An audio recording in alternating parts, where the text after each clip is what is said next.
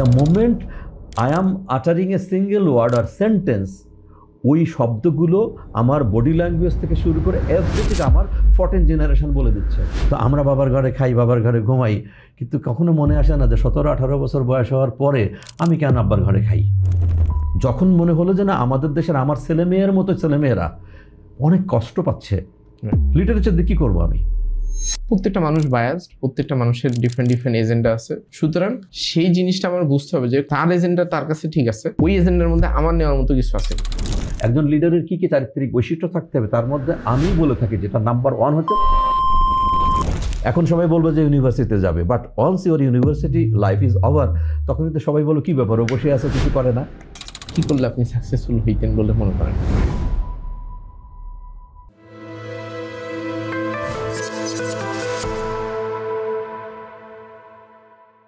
আমার একটা সবচেয়ে দুশ্চিন্তার বিষয় হচ্ছে আমাদের বর্তমান যে প্রজন্ম, এই প্রজন্মকে নিয়ে। আমি একজন এজেড পারসন, আমার দুটা এজেড পারসন। ইয়াং মানুষের ব্যাপারে বয়স্ক মানুষের একটা আলাদা চিন্তা কাজ করে। আমি চিন্তা না, আমি আমার বহিরাবরণ নিয়ে বলছি, বাট অন্তরাবরণ বা অন্তর্লীন জগৎ যেটা, সেখানে আমার মনে হয় আপনি আমার যাতে আগায় নাই। বাট যে বয়সটা, তার মানে একটা ইনিংস আমি শেষ করে ফেলেছি, বাচ্চারা বড় হয়ে গেছে, প্রফেশনালি এডুকেশন শেষ, প্রফেশনালি ভালো আছে, বাট আমার মধ্যে বহু আগের থেকে একটা জিনিস কাজ করতো যে আমি তো অনেক কিছু নিলাম সমাজ থেকে, সমাজকে পে ব্যাক করতেছি কি, আমি গিভ ব্যাক করি কি। তো যেহেতু কর্পোরেটের মানুষ, আমি কর্পোরেটের যারা আছে এদেরকে দেখে কষ্ট হয়, এবং পরে গত 7 বছর শার্পনার নিয়ে কাজ করতে যেয়ে দেখলাম যে আমাদের ইয়াং জেনারেশনের ছেলেমেয়েরা দে আর রিয়েলি ওয়ান্ডারফুল। এবং ইউরোপ আমেরিকা বা ফার্স্ট ওয়ার্ল্ডের যে কান্ট্রি, তাদের চেয়েতে আমাদের ছেলেমেয়েরা ভালো, এই জন্যে নানা রকম অ্যাডভার্স সিচুয়েশনে আমাদের ছেলেমেয়েরা কিন্তু অ্যাডাপ্ট করে করে আগায়। এই কোয়ালিটি বাইরের ছেলেমেয়েদেরকে আমাদের ছেলেমেয়েদেরকে আসে, এভরিথিং ইজ দেয়ার। কিন্তু একটা জায়গায় প্রবলেম হয় যে তাদের আসলে জীবনে যে লক্ষ্যটা কী করব, একটা ইমাজিনারি লক্ষ্য থাকে যে আমি এই করবো, চাই এমএনসিতে যাবো, বিসিএস না বিসিএস আগে, এখন ডাক্তার ইঞ্জিনিয়ার পূরণ হয়ে গেছে, যদিও বিসিএস নিয়ে অনেক প্রশ্ন আসছে। তো এই যে ব্যাপারটা আসলে ওরা শুনে শুনে মুখস্থ করে ফেলছে, কিন্তু কিছুটা এই জুমার খুতবার মতো, যে দ্বিতীয় সানি খুতবা বা দ্বিতীয় খুতবা শেষের দিকে যখন হুজুর একটা জিনিস পড়েন, হ্যাঁ, ইন্নাল্লাহ ইয়ামুরু বিল আদলি ওয়াল ইহসানি ওয়া ইতাইযিল কুরবানিল ফাহশাল মুনকার বাগিয়া যখন লাল্লাকুম তাযাক্কারুন, এই যখন পড়ে না, তখন সবাই মনে করে কি যাই ওর পাশে ধাক্কা দেয়, ওঠো নামাজের সময় হয়ে গেছে। তো ইস্যু হচ্ছে, সে হতে পারে একজন রিক্সা পোলার হতে পারে, আমি শ্রদ্ধা করে বলি, একজন রিক্সা পোলার হতে পারে, দারোয়ান হতে পারে, ইলিটারেট হতে পারে, বা এডুকেটেড বাট আরবি জানে না। সেই মানুষ প্রথম খুতবা হলো কিছুই চুপচাপ ঝিমোচ্ছিল, ঘুমটা বেশ আসছে, অর্ডার আসছে। যখন দ্বিতীয় খুতবা একটু ফাস্ট পেসে হয়, তবলার ভাষায় বলে এটাকে দুনি লয়ে আর কি, ডাবল লয় চলে আসলো, অসুবিধা নেই। বাট যখনই ওর ইন্নাল্লাহ ইয়ামুরু বিল আদলি ওয়াল ইহসান বলা শুরু করে না, তখনই আচ্ছা এখন নামাজ হবে। আমাদের ছেলেমেয়েরা ওই ডাক্তার, কবিরাজ, ইঞ্জিনিয়ার কি যেন হওয়া বলে, ওইটাকে আমি অত বুঝি না। আরেকটা হচ্ছে বিসিএস করব, ক্যাম্পাসের মধ্যে আড্ডা দেয়, ঝালমুড়ি খায়, চটপটি খায়, আর বন্ধুবান্ধবী সবাই মিলে যে এটা করবো সেটা, কী যে করবে। অ্যাকচুয়ালি চাকরির বাজার আন, কর্পোরেটের বাজার আন, ব্যবসার বাজার কি, কিছু কিন্তু তারা জানে না। আমি এই জায়গাটা জানানোর জন্যই গত 7 বছর ধরে আই হ্যাভ বিন ট্রাইং দুটো ইস্যু নিয়ে। একটা হচ্ছে যে ওদেরকে একটু জানানো যে বাবা যে কষ্ট করে টাকাটা দিচ্ছে, এই টাকাটার খরচ করতেছে কিভাবে, আর যে আমরা স্রষ্টার কাছে যে সময়টা পেয়েছি, এনার্জিটা পেয়েছি, এটা খরচ করছি কোন জায়গাতে, এটা একটু জানা দরকার। কারণ at the end of the day আমি কী করবো, লেখাপড়া শেষ, অজ the education part is over, আমি কী করবো? আমার ছোটো ভাইয়ের ছেলেকে নিয়ে বসছি, ওই ইউনিভার্সিটিতে ভর্তি হবে, মাঝে ওকে নিয়ে বসছিলাম যে আব্বা শোনো, তোমার লেখাপড়া শেষ হওয়ার পরে কিন্তু কিছু একটা করতে হবে। এখন সবাই বলবো যে ইউনিভার্সিটিতে যাবে, but once your university life is over, তখন কিন্তু সবাই বলো কী ব্যাপার, ও বসে আছো কিছু করে না। তো তুমি এখন থেকে জানার চেষ্টা করো কাজ কয়টা, 2টা, একটা হচ্ছে চাকরি, একটা হচ্ছে ব্যবসা।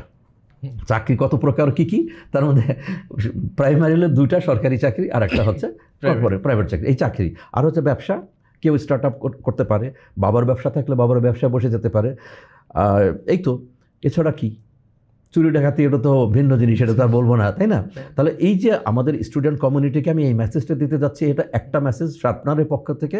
আর একটা মজার জিনিস যে আমি খুব ফিল করি, আমাদের দেশের নীতি নৈতিকতা, মূল্যবোধের জায়গাটা চরমভাবে শেষ হয়ে গেছে, চরমভাবে। এবং যত সংস্কারের কথা আমি রাজনৈতিকভাবে অনেকে বলেন, অনেক কিছু বলে, আমি জানি আমি রাজনীতির মানুষ না, বাট সংস্কার কোনোদিনও হতে পারে না যতক্ষণ না পর্যন্ত basic unit of society, family, বাবা মার ক্রোমোজোম থেকে যে সন্তান আসছে, সেই সন্তানকে যদি বাবা মা নিজের আচরণ দিয়ে, মুখের কথা দিয়ে না, পিছনের ব্যালকনিতে সিগারেট খেয়ে সামনে এসে ছেলেকে বলবো বাবা সিগারেট খেও না, এটা হবে না। সো আচরণ দিয়ে ছেলে মেয়েকে যখন আমি শেখাবো যে এটা, তখন হবে কি একটা ভালো সোসাইটি তৈরি হবে। এই জায়গাগুলোতে আমি কাজ করে যাচ্ছি, বাট দেখি যে আমাদের ছেলেমেয়েরা আসলে অনেকেই জানে না।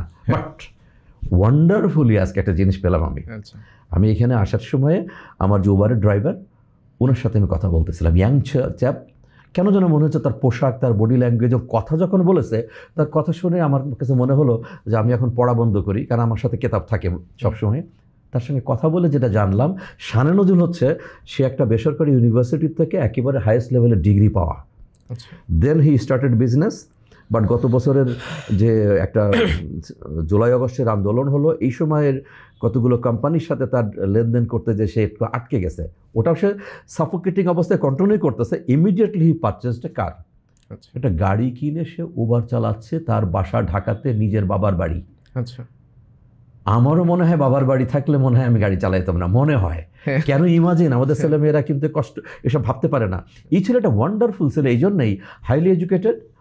ওইখানে যখন একটা স্টাম্বলিং হলো, ধাক্কা খেলো, সঙ্গে সঙ্গে সে একটা উবার কিনে ফেলেছে, একটা গাড়ি কিনে ফেলেছে। গাড়ি কেনার টাকা ম্যানেজ করেছে সামারাদার। অনেকে হয়তো আমাদের কথা শুনে মনে করতে পারে আমারও তো টাকা থাকলে গাড়ি কিনতাম। ভাই, টাকা থাকলে গাড়ি কেনা দরকার কি? টাকা থাকলে তো আপনি একটা মোটরসাইকেল কিনতে পারেন, মোটরসাইকেল তো ভাড়া নিতে পারেন, আপনি কিস্তিতে কিনতে পারেন মোটরসাইকেল, আরও কত কিছু করা যায়। অলস দেয়ার ইজ ডিজায়ার, কত রাস্তা খুলে যায়, আমরা কিন্তু সেটা করি না। এই ছেলেটা তার প্ল্যানিং আমাকে খালি শেয়ার করলো। তার স্পাউজও চাকরি করে, এবং সে বললো স্যার আমি আর কিছুদিন পরে অনেকগুলো স্কিল সে শিখছে, সফট স্কিল থেকে শুরু করে বলো যে এখন আমি প্রচুর পরিমাণে, সে টেক্সটাইল ইন্ডাস্ট্রির লোক, টেক্সটাইল সম্পর্কে তো জানছেই, সর্বশেষে এআই এর উপরে প্রচুর কাজ করতেছে। স্যার আমি জানি সারা পৃথিবী এখন এআই নিয়ে কাজ করবে, এবং আমি যদি ইউরোপে চলে যাই সেখানে আমার নানা স্কিল কাজে লাগবে, সার্টিফিকেট কোনো কাজে লাগবে না। আমি তাকে মনে মনে পিছনের সিটে বসে স্যালুট করেছি যে এরকম একটা ছেলে মনে মনে খুঁজতেছিলাম। এবং তাকে তখন আমি আমার পরিচয় জানতে চাইলে আমার নামটা বলে দিলাম, যে নামটা তো আপনার কাছে আছে, আপনি গুগলে খোঁজ করলে আমাকে লিঙ্কডইন, ইউটিউবে পেয়ে যাবেন, আমি আপনাদের জন্য কাজ করি। এটা বলে চমৎকারভাবে বিদায় নিয়ে আপনার এখানে আমি আসছি। রিয়েলি আই এম ব্লেসড যে আল্লাহ তাআলা এরকম একটা ভালো ছেলের সঙ্গে আমার সাক্ষাৎ করালো। এটা আসলে এই জিনিসটাকে যদি আপনি ভাই একটু ডিফারেন্টভাবে দেখেন, এই যে আপনি শুরুতে একটা জিনিস বলতেছিলেন যে লক্ষ্য জিনিসটা বা গোল বা এটা সেটা, এগুলো তো আসলে খুব, ধরেন আমার কাছে যেটা মনে হয় যে একটু দুর্বোধ্য টাইপের জিনিস, দুর্বোধ্য টাইপের জিনিস সেই কারণে মনে হয়, বা একটা বই খাতা বা একটু কিতাবের জিনিস মনে হয়। কারণ হয় কি যে আপনি যাদেরকে জ্ঞান দিচ্ছেন বা যাদের উদ্দেশ্যে কথাবার্তা বলতেছেন, তার তো ওই জিনিসটা বোঝার জন্য একটা মানে ক্যালিবার থাকতে হয়, বা একটা ক্যালিবার মানে অত হাই লেভেলের ক্যালিবার না, বা তার মাথাটা প্রস্তুত থাকতে হয় যে আমি এখন ইনফরমেশনটা ক্যাপচার করবো। যেমন আমি এখন বসছি, আমি তো মোটামুটি একটু আমার মাথা মোটামুটি জানে যে আপনার কাছ থেকে এখন কিছু জিনিসপত্র শিখবো, জানবো, বুঝবো, এবং এখানে কিছু ডিসকাশন হবে। তো আমার উদ্দেশ্য কিন্তু মাথা মোটামুটি ক্লিয়ার। বাট আপনি যখন এই যে লক্ষ্য উদ্দেশ্যগুলোর কথা বলতেছেন, এবং যাদের উদ্দেশ্যে সেটা বললেন যে ওদের একটু সচেতন হওয়া দরকার, ওরা দিন দুনিয়া সম্পর্কে একটু খোঁজ খবর রাখুক। প্রবলেম হইতেছে যে এই যে আপনি কথাগুলো বলতেছেন, ও আপনার এই কথাগুলো যেখানে শুনবে, মানে যেই সোশ্যাল মিডিয়া বলেন বা ইন্টারনেটের ভিতরে শুনবে, সেখানে তো অনেক 72টা এন্টারটেইনমেন্টের ভিতরে আপনি এক ভদ্রলোক, অনেক বয়স, তো আপনি এসে জ্ঞান দিচ্ছেন, এবং ন্যাচারালি ও কিন্তু ভাববে যে বয়স হয়েছে এই জন্য ওনার আসলে কোনো কাম কাজ নাই, উনি সবাইকে জ্ঞান দেয়, এরকম একটা জিনিস সে কিন্তু চিন্তা করে। বাট আসলে মানে সমস্যাটা কোথায় যে মানুষ যে এইগুলো নিয়ে চিন্তা ভাবনা করে না? আপনি আরও একটা, আমি যদি একটা ক্লাসিক এক্সাম্পল বলি, সেটা হচ্ছে মানুষজন কিন্তু তার লাইফের মেজর ইভেন্টগুলো সম্পর্কে অত বেশি একটা অ্যাওয়ার না। আমরা লাইফের এক্সামগুলো সম্পর্কে অ্যাওয়ার, এসএসসি দিতে হবে, এইচএসসি দিতে হবে, তারপরে ভার্সিটিতে পাস করতে হবে, ভার্সিটিতে পাস করবো এটা চাকরি, ভার্সিটিতে পাস করার পরে যে কী হবে এটা কিন্তু আমরা জানি না, মেজরিটি কিন্তু আমরা জানি না, মানে কি। এবং আমি কিন্তু মেজরিটি মানুষের কথা বলতেছি, দেয়ার আর সার্টেন ইন্টেলেকচুয়াল পিপল যারা হয়তো বা 10 বা 15% অফ আর ওভারঅল সোসাইটি বা এডুকেটেড ক্রাউড, সেখানে হয়তো বা 10-15% হবে যারা ধরেন একটু দিন দুনিয়া সম্পর্কে খোঁজখবর রাখে। এবং আমার কাছে যেটা মনে হয়, ওই 10-15% মানুষ দিন দুনিয়া সম্পর্কে খোঁজখবর না রাখলেও ওদের চলে যায়, কারণ ওরা জ্ঞান গরিমাতে এমনিতেই সবার থেকে একটু এক্সট্রাঅর্ডিনারি হয়। এখন যার জ্ঞান গরিমা ভালো, যার সার্টিফিকেটটা কিছুটা ভালো, সে সামহাও সিস্টেমের দিয়ে পার পেয়ে যাইতে পারে, এবং সে যায়, অনেক সময় ভালো জায়গাতেই যায়। কিন্তু মেজরিটিটা পোর্শন, অলমোস্ট 70% বলতে পারেন, যারা আমরা সবসময় একটা না জেনে শান্তি পাই, না বুঝে শান্তি পাই, কিন্তু বিপদে পড়লে তো আসলে না জেনে বা না বুঝে এই এক্সকিউজ দিয়ে বিপদ তো পার হওয়া যায় না, এবং ঠেকে ঠেকে শিখে, এবং যখন ঠেকে ঠেকে শিখে তখন তো আসলে জিনিসটা খুব প্যাথেটিক। মানে এত এই ভূমিকা করার পিছনে কারণটা হচ্ছে যে আসলে ঘটনাটা কি, মানে কেন এরকম হয়, আপনার কি কোনো কিছু জানা আছে? জি বলে জানা বলতে মেবি আপনার সঙ্গে অন্য কোনো একটা ডিসকাশনে আমি করেছি যে আমাদের এই বাচ্চারা যখন জন্মগ্রহণ করে এরপর থেকেই ধীরে ধীরে যখন পরিবারে বড় হতে থাকে, পরিবারের মানুষ তো ভাই জানে না, আমি এটাই বলছি। আমি একটু অ্যাড করে দিই, ইভেন্ট বলতে আমি যেটা বুঝাইছি, ধরেন এরপরে বিয়ে শাদী করতে হবে, আমাদের সোসাইটিতে কালকে রাতে আমাদের একজন টিম মেম্বারের সাথে কথা বলতে যেটা আমার মনে পড়ছে, আমাদের সোসাইটিতে খুব চমৎকার একটা জিনিস আছে, একটা বিয়ে করতে কেমন খরচ হবে বা আমি কত টাকা খরচ করব বা আমার ক্যাপাবিলিটি কত, সেইটা মেজরিটি ক্ষেত্রে আমরা জানি হইতেছে ধরেন বিয়ের 1 সপ্তাহ বা 2 সপ্তাহ আগে। বুঝেন, আপনি 5 লাখ 10 লাখ বা 20 লাখ, এখন তো 5-10 লাখ টাকা বিয়ে অনেকের হয় না, কি অনেকের 50 লাখ টাকাও লেগে যায়। সো যার 50 লাখ টাকা লাগে আমার মনে হয় তার অবশ্য চিন্তা না করলেও চলে, মেজরিটি ক্ষেত্রে চিন্তা করতে হয় যাদের 5 লাখ বা 10 লাখ টাকা লাগে। এখন এই যে 1 সপ্তাহ আগে বা 2 সপ্তাহ আগে সে যখন জানে যে তার এখন 5 লাখ টাকা লাগবে, তখন কিন্তু বিয়েটা এক প্রকার তার জন্য একটা সিরিয়াস রকম মানে টেনশন বা একটা স্ট্রেসের কারণ হয়ে যায়। বাট এটা কিন্তু আমি জানিও না, আমার লাইফের কোনো ইভেন্ট আমাকে বলে যে বিয়ে দিবে, ধরেন থাকে না যে দাদা দাদি থাকে, নানা নানি থাকে, মজা করে বলে বিয়ে দিবে বা এটাটাই, কিন্তু এন্ড অফ দ্য ডে এই যে পার্সনটা বিয়ে করে তারই তো সমস্ত মানে হ্যাসেল। এটা শুধু বিয়ের ক্ষেত্রে না, অন্যান্য অনেকগুলো ইভেন্ট আছে। একটা বিয়ে শাদী করার পরে, যেমন বিয়ে করার পরে তার ফ্যামিলিতে বিভিন্ন অ্যাক্টিভিটি থাকে, বিভিন্ন আত্মীয় স্বজনের বাসায় যাইতে হয়, এইখানে খরচা হয়, তারপরে হচ্ছে ঘুরতে যাইতে হয়, মানে খরচ অ্যান্ড এভরিথিং কিন্তু আমরা মেজরিটি ক্ষেত্রে অ্যাওয়ার না। আমি যে জিনিসটা মনে করি যে সবাইকে বিল গেটস হইতে হবে, সবাইকে বিলিনিয়ার হইতে হবে, মিলিনিয়ার হইতে হবে, বিষয়টা এরকম না, কিন্তু সবাইকে কিন্তু মোটামুটি রিজনেবল হয়ে বিয়ে শাদী করতে হবে, আত্মীয় স্বজনের সাথে সম্পর্ক মেনটেন করতে হবে, এবং আমাদের ফ্যামিলিতেও কিছু সার্টেন রেসপন্সিবিলিটি আছে সেগুলো পালন করতে হবে। বাট এইগুলো যখন স্ট্রেসফুল হয়ে যায় তখন লাইফ হয়ে যায় প্যারা, কিন্তু এগুলো তো আসলে প্যারা হওয়ার কথা ছিল না। আমি যদি ধরেন, আপনি যদি জানেন যে আমি এখান থেকে বের হওয়ার পরে আমাকে একটা উবার ডাকতে হবে, এখন উবার ডাকতে হয়তো বা উবারে শুরুতে ডাকলেই পাওয়া যায় না, 10-15 মিনিট পরে হয়তো বা গাড়ি পাওয়া যায়।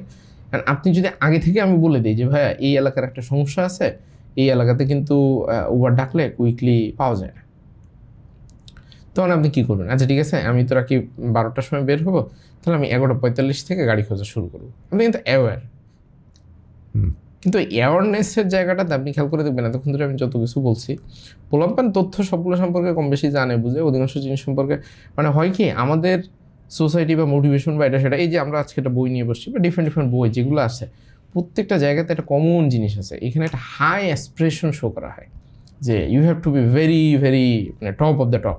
বাট আমার সামনে মেজরিটি মানুষ টপ অফ দ্য টপ হইতে চায় না, মেজরিটি মানুষ ওই টপ অফ দ্য টপে হয়তো যাবেও না। যদি টপ অফ দ্য টপের চক্করের মধ্যে সে তার জেনারেলাইজ বা অ্যাজ এ হিউম্যান বা একটা নর্মাল পার্সন হিসেবে তার যা যা করা দরকার, কারণ টপ অফ দ্য টপ তো ভাই আপনি জানেন এটা হাউ প্যাথেটিক ইট ইস, এটা তো খুবই প্যাথেটিক, এটা তো খুবই প্যারাদায়ক। আপনি দেশের 64টা জেলা ঘুরছেন, এটাকে মানে শুনতে কারো কাছে মনে হইতে পারে ভাইয়া একটা বাংলাদেশ ট্যুর দিচ্ছে, এটা কি এটা মজা নেই, but it's a tough thing, painful. ঢাকার বাইরে একটা জায়গায় যে খাওয়া পেইনফুল, থাকা পেইনফুল, যত ভালো হোটেল বলেন বা যাই বলেন, ওই নিজের ঘরে এটা কিন্তু আমাদের অভ্যাসের বিষয়। আমার ঘরের খাটটা হয়তো বা 5 স্টার হোটেলের মতো না, তো 5 স্টার হোটেলে কিন্তু টানা 1 মাস থাকা অ্যাট সাম পয়েন্ট মানে একটু কষ্টকর হয়ে যাবে আর কি। এটা 1-2 দিন মজা লাগে, কিন্তু যে এটা ওভার দ্য টাইম মানে করতেই থাকে ওভারঅল, তার জন্য কিন্তু আর এটা মজা থাকে না, তখন এইটা তার জন্য হয়ে যায় পেইন। এখন আমি সমস্যা আসলে যে জিনিসটা বোঝানোর চেষ্টা করতেছিলাম যে এই হাই অ্যাসপিরেশনের চক্করে পড়ে সে দেখা যায় যে কঠিন জিনিস অনেক কঠিনভাবে সেভাবে লাইফ তো অনেক, আর সবচেয়ে সহজ কাজ কি কোনো কিছু নিয়ে চিন্তা না করা, that's the easiest thing you can do, যে you ignore everything, you just let it go, তখন আপনার লাইফ আল্লাহর নামে চলতে থাকবে। তো এটা একটু অ্যাড করে দিলাম ভাই প্লিজ। রাইট, তো আপনি চমৎকার বলেছেন, এবং আপনার এই বলাটুকুর মধ্যে যে কত প্রশ্ন আছে, জি ভাই, যে প্রশ্নের উত্তর দিতে গেলে ওই সক্রেটিসের মতো বসতে হবে রাস্তা অনেকক্ষণ ধরে অনেক কিছু বলা যাবে। আই উইল ট্রাই, আমার যতটুকু আমি সব জানি সব বুঝি তা বলবো না, যতটুকু বুঝি বা পারবো সেটার উত্তর আমি দিব। সবচেয়ে মজার কথা বলছেন আপনি হাই অ্যাম্বিশনের কথা, তাহলে অ্যাম্বিশনের আগে একটা অ্যাডজেক্টিভ বসছে। প্রথম অ্যাম্বিশন আর কি বলে এটাকে, লক্ষ্য এক জিনিস না, গোল এক জিনিস না, গোল একটা জিনিস, গোল ছোট হতে পারে, অ্যাম্বিশন কোনো সময় গোলের মতো হয় না। আর সেই অ্যাম্বিশনটা যদি আবার হাই হয় তাহলে তো আরও কঠিন ব্যাপার। এইখানে রোল প্লে করেছে দুটো জিনিস। একটা যে বর্তমান অ্যাজ অফ মানে দিস মোমেন্ট যে ইয়াং জেনারেশন 18 থেকে 28, 30, 32 বছর বয়সের ছেলে মেয়ে যারা, তাদের বাবা মা তারপরে আমার মতো মানুষ যারা আমার চেয়ে কম বেশি প্লাস, এই যে কমিউনিটি, আমাদের কথা হচ্ছে যে তুমি ওই যে কী বললেন, ডাক্তার, ইঞ্জিনিয়ার, ব্যারিস্টার, তারপরে বিসিএস লাইক দ্যাট, এরকম কিছু হবা। তাহলে আমি ওই বাচ্চাটাকে মাথার মধ্যে আমার স্বপ্নটাকে ইমপ্লান্ট করে দিচ্ছি, ইনজেক্ট করে দিচ্ছি। আমার স্বকীয়তা বলে কিছু থাকলো না, বাচ্চার কিন্তু স্বকীয়তা বলে কিছু থাকলো না। এই তাহলে বাবা মা 24 ঘন্টা পিছনে লেগেছে সিজিপিএ কেন ভালো হচ্ছে না ইত্যাদি ইত্যাদি, একটা অংশ, এর ডিটেলস আলোচনা দরকার। সেকেন্ড, আমাদের সমাজে আর একটা কমিউনিটি গড়ে উঠছে এখন, যার একটা শব্দকে খুবই অপছন্দ করি আমি, সেটা হচ্ছে মোটিভেশনাল স্পিকার। আমি কাউরে মোটিভেশন দেই না রাকিব, কোনো দিন কোনো মানুষকে মোটিভেশন দেওয়া যাবে না। আপনি এখন যা বলতেছেন এটা কি মোটিভেশন? এটাও মোটিভেশন না স্যার, আমি তো কোনোদিন আপনার মতো সৎ মানুষ দেখি নেই আমার এত বছর চাকরি জীবনে। ইনফরমেশন শেয়ার করতে, তো এইটা হলো সবচেয়ে বড় ইয়ে ছিল, ফ্ল্যাটারিং ছিল, জানেন আপনি স্যার। এই অফিসে আমি তো পিয়ন এত বছরের, তো আপনার মতো এরকম মানে সৎ স্যারকে আমি কোনোদিন দেখি নেই। তার মানে সে শুরুই করলো কিন্তু তেল দেওয়া। তো এখন আমি ইনফরমেশন শেয়ার করতেছি। আমার একটা ছোট্ট ইংরেজি আছে, I treat my junior colleagues like my son and daughter.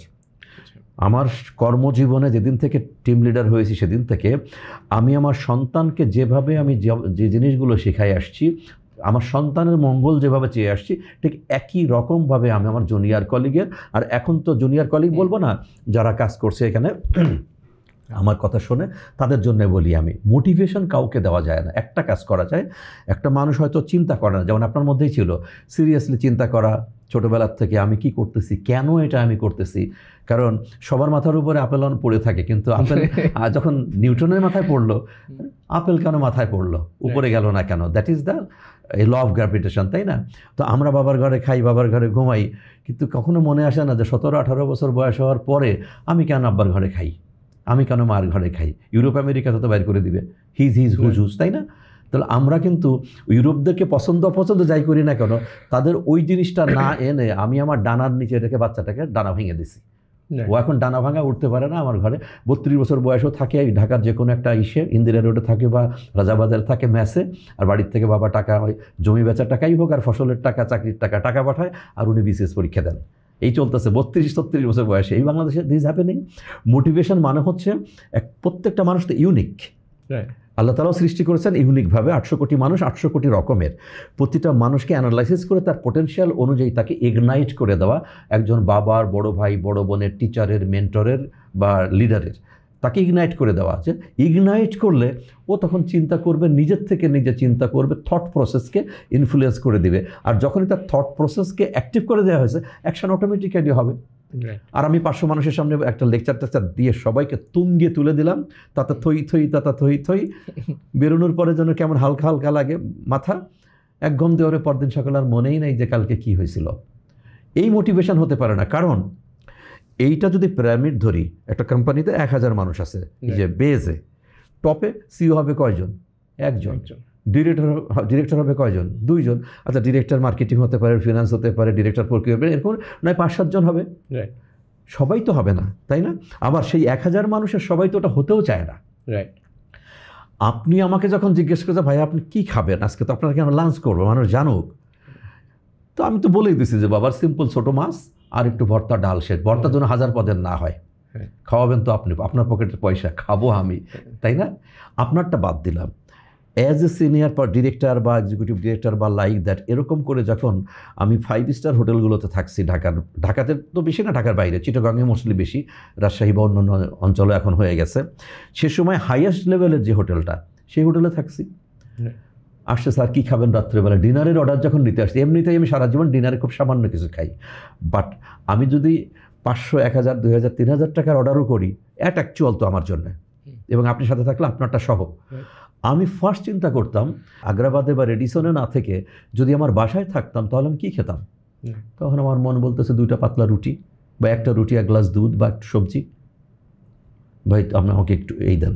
কখনো কখনো একটা ভেজিটেবল স্যুপ, একটা বাটি একটু শেষ, স্যার এটা, হ্যাঁ এটাই। এর বেশি না। কারণ কি, আমি আমার অভ্যাস নষ্ট করতে চাই না, কারণ আমি যেটা করে অভ্যস্ত হয়ে গেছি। কেন বললাম যে আমি চাইতো এইটুকু।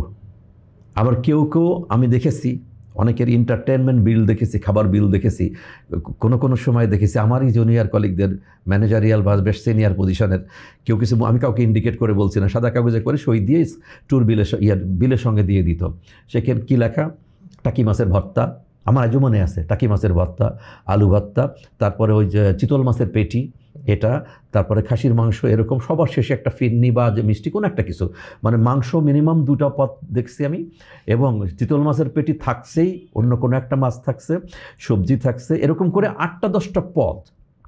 এ মনে হয় যে আমাদের সনাতন ধর্মাবলম্বী যারা, তাদের এই যে জামাই ষষ্ঠী হবে, জামাইকে নিয়ে যেরকম বসে না, হাজার পদ দিয়ে, পদ যত কম হবে তত আমার জন্য ভালো। আজকে আপনার সামনে বসে যে কথা বলতেছি আমি, I am not feeling tired, though আমি রিসেন্টলি একটু জ্বর থেকে উঠছি, আমি জানি আপনিও, স্টিল কই আমার মধ্যে তো সেই সংকোচ কাজ করে না, কোনো অবসাদ কাজ করতেছে না। তার কারণ কি, আমার মেশিনটা আমি ঠিক রেখেছি। সো কে কি চায় এটা সবচেয়ে ইম্পর্টেন্ট জিনিস। আমরা আবার নিজের এক্সপেকটেশন, হ্যাঁ, এখন একজন এন্ট্রি লেভেলের, যেমন আমি যেটা বলতেছিলাম, আমি যে আমার এই প্রথম বইটা, আমি তো এই বইটা লিখতেই চাইছিলাম না একসময়, কারণ আমি হচ্ছে শেক্সপিয়ার, বায়রন, মিল্টন, হোমার, কিটসের মানুষ। সেকেন্ড হচ্ছে আমি ইসলামিক রিসার্চ অ্যান্ড কম্পারেটিজম, আমি বেদ, গীতা, উপনিষদ, জন্দাবস্থা, বাইবেল, টিপিটক, কোরআন, হাদিস এগুলো নিয়ে কাজ করা মানুষ। আমার তো ওইগুলো নিয়ে লেখার কথা ছিল না। যখন মনে হলো যে না, আমাদের দেশের আমার ছেলেমেয়ের মতো ছেলেমেয়েরা অনেক কষ্ট পাচ্ছে, লিটারেচার দিয়ে কী করবো আমি, উপন্যাস আর প্রবন্ধ লিখে লাভ আছে, কবিতা লিখে লাভ আছে, আমি যাইনি সেখানে। আমি রিলিজিয়াস কিছু কথা বলি আমার চ্যানেলে, সেটা অন্য জিনিস। বাট আমি তখনই চলে আসছি, একটা বই লিখতে গেলাম যে এক্সিকিউটিভ টু এক্সিকিউটিভ ডিরেক্টর মানে কি। অ্যাকচুয়ালি আমি ওইটার উত্তরই দিয়ে যাচ্ছি, কিন্তু বইয়ে যাচ্ছি না আমি এখনও। Still executive to executive director মানে হচ্ছে কি, মাদ্রাসার ছাত্র ছিলাম, মাদ্রাসার প্রিন্সিপাল হলাম, একটা কৃষি ফার্মের একটা ছিলাম, কর্মচারী ছিলাম, সেক্ষেত্রে কৃষি ফার্মের ম্যানেজার হলাম। আপনি টেক ইন্ডাস্ট্রির মানুষ, আপনি টেক ইন্ডাস্ট্রিতে এইখানে ছিলেন, আপনি ওইখানে চলে গেলেন। এখন এক একটা ইন্ডাস্ট্রিতে এক এক রকমের, যেমন আমি যেখানে ছিলাম কর্পোরেটে, সেখানে ধীরে ধীরে ধাপে ধাপে ধাপে ধাপে হয়। এখানে কিন্তু আবার ওই যে ডবল প্রমোশন বলে কোনো জিনিস নাই। বাট এই বইটা কিন্তু সেরকম করা, বা আমার রোড টু বিকামিং সিও, যে আপনি যখন এই পজিশনে এটা শিখবেন, এই পজিশনে এটা শিখবেন, এইভাবে। বাট আপনাদের ইন্ডাস্ট্রিতে আমি যতটুকু জানি বা আমার ছেলে মেয়েদেরকে দেখি, হঠাৎ করে জাম্প করে সে একটা টিম লিডে চলে গেছে। আপনারা সিও হয়ে যান 30-35 বছর বয়সে, আমরা ম্যানেজারও হই না 30-35 বছরে। বাট এটা একটা এক্সাম্পল, যার যার ইন্ডাস্ট্রি অনুযায়ী কাস্টমাইজ করে নিবে। এই বইটা লিখতে গেলাম একটা কারণেই, এটা সবার জন্য এক্সিকিউটিভ ডিরেক্টর না, আপনি যা চান সেই অনুযায়ী আপনি কাস্টমাইজ করে নেন। বাট এই বইয়ের মধ্যে যে কথা বলেছি, এটা ইউনিভার্সালি সব ইন্ডাস্ট্রি, সব মানুষ, সব ছেলে, সব মেয়ে, কালো আর ধলা, সমস্ত মানুষের জন্য একই মেসেজ। বাংলায় লিখছি আমি এটাই, ফার্সিতে লিখলো তাই হতো, আরবিতে লিখলো তাই হতো। তাহলে আপনার কথার উত্তর যেটা ছিল, একটা হচ্ছে গার্জিয়ানরা, আমার সন্তান এই হবে, আর ওদিকে ওই যে একটা গ্রুপ অফ পিপল আছে যারা মোটিভেট করে, তারা বিভিন্ন রকম ট্রেনিং দিয়ে আপনাকে উদ্যোক্তা বানায় পথে বসায় ছাড়বে, কোর্স বিক্রি হবে, আরও অনেক কিছু হবে। অ্যাকচুয়ালি এটা সম্ভব না, সবার দ্বারা সম্ভব না, কারণ আমি থিওরি কপচাতে পারি, theory is one thing, practice is another thing. আমাদের ইসলাম ধর্মের সবচাইতে মানে বেস্ট নলেজেবল হচ্ছে, এক্সেপ্ট দ্য প্রফেট সাল্লাল্লাহু আলাইহি সাল্লাম, আজাদিল শয়তান ইবলিস। ইবলিসের যে জ্ঞানী আর কেউ নেই, তো সে তার এলেম আছে, তার এলেমের উপর তো আমল নাই। আমার কাছে যেটা মনে হয় যে রাইট অ্যাট দিস পয়েন্ট হয় কি, যে আনরিয়েলিস্টিক একটা এক্সপেকটেশন সেট হয়, যে সবাইকে একদম টপ অফ দ্য টপ বানানো হবে। আমরা আমাদের প্রোগ্রামিং হিরোর ক্ষেত্রেও সবসময় যেটা দেখছি, যে আমাদের যে এরিয়া অফ এক্সপার্টিস আছে, শুধু ওই জায়গার ভিতরেই থাকা উচিত। মানে অনেক সময় হয় কি, কেউ ধরেন একটা জিনিস বেচা শুরু করছে কোর্সের ভিতরে, তার একটা হয়তো বা প্রোগ্রাম খুব ভালো চলতেছে, সে এরপরে আরও 10টা-15টা জিনিস নিয়ে চলে আসে, যে এগুলো তাহলে মনে হয় ভালো চলবে। বাট ওই জায়গাটাতে তার হয়তো বা এরিয়া অফ এক্সপার্টিস ওরকম নাই। Area of expertise does not mean যে ওই কোম্পানির ফাউন্ডার বা ম্যানেজারকে ওই জায়গাতে থাকবে। বিষয়টা হচ্ছে হয় কি, এটা তো পুরো অর্গানাইজেশন মিলে পুরো জিনিসটাকে চালায়। সো আমরা জিনিসটাকে ওন করি কিনা, মানে এটা আমার নিজের ভিতরে আছে কিনা, এবং ক্লিয়ার এক্সপেকটেশন আমি কমিউনিকেট করতেছি কিনা, যে ভাই তুমি এখান থেকে করার পরে তুমি কিন্তু ইন্টার্ন বা জুনিয়র পজিশন পর্যন্ত যাইতে পারবা, তারপরে কিন্তু তোমার নিজেকে আপগ্রেড করতে থাকতে এবং যাইতে হবে। মানে ভিশনটা and expectation is very clear. But যদি এরকম হয়ে যায় যে না, আমি বলতেছি যে এই 6 মাস বা 12 মাসের মধ্যে তুমি কিন্তু মিলিনিয়ার হয়ে যাও, কোটি টাকা ইনকাম করবা, 1 লাখ বানায় ফেলবো বা 3 লাখ বানায় ফেলবো, that's like something really absurd. So এই জিনিসটা, এবং আমাদের দেশে কিন্তু যেহেতু আমাদের কিছুটা, ইনক্লুডিং মি, আলসেমি করার প্রবণতাটা আমাদের বাই বর্ন, এটা কিন্তু আমাদের মানে ডিএনএর ভিতরে ইনজেক্টেড। কারণ আমরা ভাত বেশি খাই। ভাত বেশি খেলে কিন্তু মানুষের একটু ঘুম বা জড়তা একটু বেশি কাজ করে। আমিও পারলে 3 বেলা ভাত খাই। সো এটা যেহেতু আমাদের মানে ডিএনএ বা জিনের ভিতরে অলরেডি ইনজেক্টেড, এই কারণে আমরা যখনই শুনি যে 6 মাস বা 1 বছরের মধ্যে এরকম কিছুটা করে ফেলা যাবে, তখন এটা আমাকে খুব অ্যাট্রাক্ট করে যে আমি ওই জায়গাটাতে পৌঁছে যাবো, ওই হয়তো 1 লাখ 2 লাখ টাকা ইনকাম করবো, 5 লাখ টাকা ইনকাম করবো। বাট একটু জানার চেষ্টা করি না, বোঝার চেষ্টা করি না এটার ভিতরে গেলে। এই কারণে আপনি দেখবেন যে অনেক কোর্সেস চলে আসছে, নানাবিধ জিনিসপত্র, ট্রেডিং, এটা সেটা, নানাবিধ জিনিসপত্র, তারপর বেটিং, এখন যে কত কিছু চলে ইন্টারনেটে, মানে আনবিলিভেবল। আপনি অবাক হয়ে যাবেন যে প্রত্যেকটা জিনিসের ভিতরে দেখা গেছে যে কোর্সেস অ্যান্ড এভরিথিং, এটা সেটা বিভিন্ন জিনিসপত্র দেখা গেছে কম বেশি চলে আসছে, ঠিক আছে। সো ওইটা একটু অ্যাড করে দিলাম, কারণ অনেক সময় হয় কি কোর্স অ্যান্ড এভরিথিং এটা ঠিকঠাক আছে যদি ওইটা আপনাকে রাইট এক্সপেকটেশনটা সেট করে এবং আপনাকে আপনার সর্বোচ্চটা দিয়ে হেল্প করে যে ভাই তোমার এই জায়গাটাতে তুমি এভাবে করতে হবে, তোমাকে কিন্তু পরিশ্রম করে যেতে হবে। ওইরকম একটা টেন্ডেন্সি বা এটা যদি থাকে তাহলে অবশ্যই সেটা ভালো জিনিস। That is the guardian. Second হচ্ছে একটা কমিউনিটি ডেভেলপ হয়েছে আমাদের দেশে, যারা নাকি ট্রেনার, যারা মোটিভেটর, তারা অনেক কিছু তারা করতেছেন খুব ভালো, তাদেরকে আমি রেসপেক্ট করি। এদের মধ্যে অনেকে ভালো আছে, রিয়েলি অ্যাপ্রিসিয়েট করি, আমি শ্রদ্ধা করি, সালাম জানাই এবং ক্ষমা চেয়ে কথাটা বলি। আমি তো আজকে আছি, কালকে হয়তো দুনিয়ায় থাকবো না। বাট যারা ইয়াং জেনারেশন, কারণ আপনারা এমন কিছু করবেন না যেটার কারণে যে আপনি কলাপ শব্দটা বললেন, অনেকেই না পেয়ে পেয়ে এই মার্কেটটায় কিন্তু একটা ডিপ্রেশন চলে আসবে, সবাই মনে করবে যে এটা একটা ভোগার জিনিস এক। এবং আপনি যেটা করতেছেন এটা অ্যাপারেন্টলি সাকসেসফুল মনে হলো, দুদিন পরে কিন্তু কলাপস করে যাবে।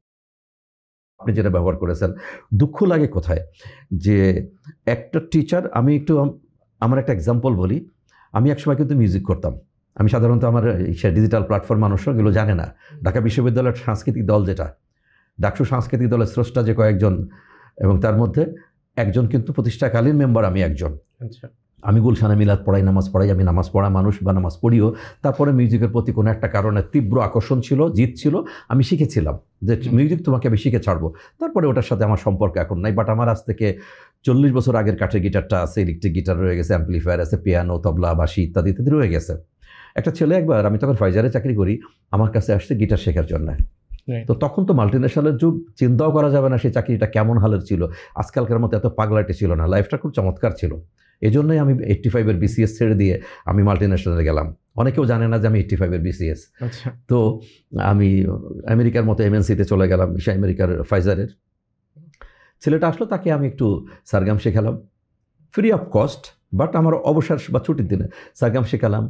দাদরা কাহার বা একতাল, ত্রিতাল, বিভিন্ন তালের উপরে বিভিন্ন সারগাম দিলাম। তারপরে একটু ইমন বা ভোপালি, একটু রাগের টুকটাক দিলাম। ওমা, হঠাৎ করে একদিন সে বলতেছে একটা গান বাজাতে চায়। গানটা কি? তখন মান্নাদের গাওয়া নজরুলের একটা গান খুব বাজারে চলতো। আচ্ছা, একে মান্নাদের, সেকেন্ড হচ্ছে নজরুলের গান, প্রেমের গান, শাওন রাতে যদি স্মরণে আসে মরে। গানটা বেশ চমৎকার। কারণ এই গানটা আমি একসময় প্রচুর বাজাতাম এবং প্রচুর বাজানোর কারণে বিভিন্ন অনুষ্ঠানেও আমার একজন বন্ধু একদিন বলে ফেলেছিল, ঘটনা কিরে তুই কোনো অনুষ্ঠানে গেলে এই গান বাজাস? অডিয়েন্স চাই বলে বাজাই। বাট ওর সাথে আমার এখন আর কোনো সম্পর্ক নাই, সেগুলোতে কোনো দিন কতকাল যে হাত দেওয়া হয় না জানি না। ইউসি, যে সারগাম শিখলো মাত্র, একটু রাগরাগানি সম্পর্কে কিছু ধারণা হলো না, তাল সম্পর্কে ধারণা হলো না, সে বলতেছে শাওনের রাতে যদি স্মরণে আসে মরে। এই গানের মধ্যে এমন কিছু কিছু কাজ আছে, মিডিয়ার কাজ এবং গমকের কাজ, এটা চিন্তা করা যাবে না, কিন্তু তারা এটা শেখাই দিতে হবে। এই যে মানে এই অ্যাসপিরেশন, মানে এটা ইমাজিনারি অ্যাসপিরেশন। আপনি যেটা বললেন যে আমি এত লক্ষ্যের মধ্যে চলে যাবো এত দিনের মধ্যে, 6 মাসের মধ্যে, অ্যাবসার্ড। তাহলে আমার কেন 33 বছর লাগলো? কেন আমি বুঝি না যে আল্লাহ তাআলা যখন আমাকে চাইলেন তখন ইচ্ছা করলে কুন ফায়াকুন, হ বললে আল্লাহ হয় দিত, তৈরি করে দিত। তাহলে আমার মায়ের পেটে কেন রাখলেন আমাকে 9-10 মাস? This is a natural process. আজকের আমি এখানে বসে কথা বলতে তো আমাকে 60 বছর লাগছে, তাই না? তাহলে কি করে আপনি চিন্তা করেন যে 6 মাস পরে, হ্যাঁ 6 মাস পরে আপনাকে দিল সব রকম, মানে সারগাম দিয়ে দিল, সমস্ত তাল শেখাই দিল, এবার তবলা লহরা পর্যন্ত শেখাই দিল। এবার প্র্যাকটিস করেন আপনি, প্র্যাকটিস করতে তো শুরু, দ্যাট ইজ দ্য বিগিনিং। ওইটা দিয়ে আগাইতে হবে, কিন্তু ওই 7 মাসের মাথায় যে না হবে না এন্ড হবে না। পারলে 4-5 হাজার টাকার স্ট্যাম্পে আজকে লিখে দিয়ে যাচ্ছি, আমি চ্যালেঞ্জ করলাম, হবে না। দিস ইজ এ আপনাকে একটু এই গলির রাস্তার থেকে রাজপথে উঠাই দিলাম। ড্রাইভিং যদি ভালো শিখে থাকেন তাহলে চারিদিকে তাকাই, এবার আপনি যাত্রা শুরু করেন। কারণ আমি একটা কথা বলে থাকি, লেখাপড়া শুরু হয় যেদিন থেকে MBA বা মাস্টার্স শেষ হয়েছে তার পর দিন থেকে। আমরা তো তার আগে পরীক্ষা দিয়ে বই ফেলে, বই তো চিনি না আমরা, নোট চিনি। এটা হচ্ছে আমাদের করুণ দশা আমাদের সমাজে বর্তমানে। আমার কিন্তু এই অনেক বয়সে MBA করতে যেও টোটাল কোর্সে যত বই ছিল বই আর কি, মানে টেক্সট বই, এভরিথিং আই পারচেজ, এবং সেটাও আমার ঘরে আছে। কখনো আমার ছেলে মেয়ে যখন বলছে অমুক, হ্যাঁ আছে, ফিনান্সের বই দেখো এখানে আছে, অমুকের বই আছে। তো আপনি যে কোনো সাবজেক্টে মাস্টার্স করলেন, MBA করলেন, যেদিন রেজাল্ট হলো তারপরে আপনি কাজে ঢুকলেন, ভালো কথা। এবার আপনি শুরু করেন, বইটা পড়া শুরু করেন। ওইটা তো কিছুই না, অরিজিনালি তো পড়া শুরু হবে ইসের পরে, মাস্টার ডিগ্রি কমপ্লিট করার পরে। তা তো হয় না। তাহলে যিনি কোর্স করায় দিলেন যে কোনো টপিক্সেরই, আমি ওনাদেরকে শ্রদ্ধা করে বলি, অ্যাটলিস্ট তারা তো এই কমিউনিটিকে হেল্প করার জন্য আগায় আসছেন। আমি ভুল বোঝাবুঝি জায়গাটা বলি, আমি যে কলাপ শব্দটা আপনি বললেন তো, উভয় কমিউনিটির জন্য কতগুলো ভুলের কথা বলি আমি। সেটা হচ্ছে স্টুডেন্ট কমিউনিটি যারা, তারা যদি মনে করে শুধু সিজিপিএ কোনোদিনও বৈতরণী পার করবে না, স্কিল লাগবে, মেবি হার্ড মেবি সফট তো লাগবেই। আচ্ছা, আপনার নিজেকেও বুঝতে হবে যে 6 মাসে যদি এটা হয়েই যেত, তাহলে তো আমার সাথে সিনিয়র যারা তারা অনেকে এখনো বসে আছে কেন, পারে নাই কেন? আর উনি যে বলতেছেন, আচ্ছা উনি বলেছেন কয়জন এটা করেছে। আমি অনেককে বলি, আচ্ছা আপনি সাবজেক্ট পড়েছেন, আপনি খোঁজ নেন তো আপনার আগের যে 2-3 ব্যাচ বন্ধু বা কি বলে সিনিয়র বড় ভাই বা আপু, তারা কি করে, চাকরি করে কিনা, চাকরি করলে তাদের পজিশনটা কি, এটা তো খোঁজ নিতে হবে। তাহলে এই কোর্সটা করেছে এবং সাকসেসফুলি ল্যান্ড করেছে কোনো একটা জায়গায়, এরকম কাউকে একটু খোঁজ নেন আগে। কেউ একটা অফার করলেই আপনি বৃষ্টি হওয়ার সঙ্গে সঙ্গেই ছাতা মাথায় দিয়ে চলে যাচ্ছেন যে হরলিক্সের সঙ্গে ফ্রি দিবে, কি বলে এটাকে, জ্যামিতি বক্স ফ্রি দিবে। কেন দৌড়াচ্ছেন আপনি? আগে টেস্ট করে দেখেন কেউ জ্যামিতি বক্স পাইছে কিনা। এটা হয় না। তো আমি কাস্টমার যারা তাদেরকে বলি, বা টিজি যারা ওনাদের তাদেরকে বলি, আর যারা শেখাচ্ছেন তাদেরকে আমি স্যালুট করি যে তারা তো কিছু নিয়ে আসছেন, ছিল না, আলহামদুলিল্লাহ দে আর ডুইং গুড জব। কিন্তু এই কমিটমেন্টের মধ্যে আমাদের সেলসে একটা ট্রেনিংয়ে একটা মজার কথা বলি, when a salesman lies he dies। ছোট্ট কথা, অদ্ভুত চমৎকার। দ্য মোমেন্ট আমি মিথ্যা বলবো সেদিন থেকে আমার মৃত্যু শুরু হবে। কেউ না জানলেও কিন্তু আমার ভবিতব্য মনে মনে বলছে যে তোমার কিন্তু দিন শেষ, কাউন্টডাউন শুরু হয়ে গেল। মিথ্যা বলা যাবে না। আমি ট্রেনিং করাই, কনসালটেশনকে বলে দিই যে ভাই আমি এটা শিখাই দিলাম, আপনাকে আগে এটার উপর আমল করতে হবে, প্র্যাকটিস করতে হবে। আর 3 বার সূরা ইখলাস পড়ে ফু দিলে যদি কিছু হয়েই যেত, তাহলে সবাই তো পীর সাহেব হইতো, কামেল হয়ে যেত না। তাহলে তার কি লেভেলের আমল আছে, তারপরে না সেটা করেছে। আচ্ছা, এই তো জ্ঞানটা কি, যে দুরূদ শরীফ পড়েন, সূরা ইখলাস 3 বার পড়েন বা 3 কুল পড়েন ইত্যাদি করে ফু দেন, তাহলে এটা হবে। এটা তো আমি করলে তো হবে না, আপনি হয়তো হতে পারে, বাট আমি করলে কিন্তু হবেই না, কারণ আমার উপরে এই বিশ্বাস নেই। এই জন্য যে আমি ওই আমল করি না এবং এটা দাবিও করি না যে আমার এত কিছু আছে, নো, আমি চেষ্টা করি, কথার কথা। সো যে কোর্স করছেন, যা ট্রেনিং নিচ্ছেন, তাকে উনি আপনাকে একটা পথ দেখায় দিচ্ছেন, বাট আপনি as a trainer, as a course seller এমন কিছু বলেন না 6 মাস পরে আপনি এরকম কিছু হয়ে যাবেন। কারণ এটাতে the moment he or she will fail, from then onwards he or she will start thinking negatively.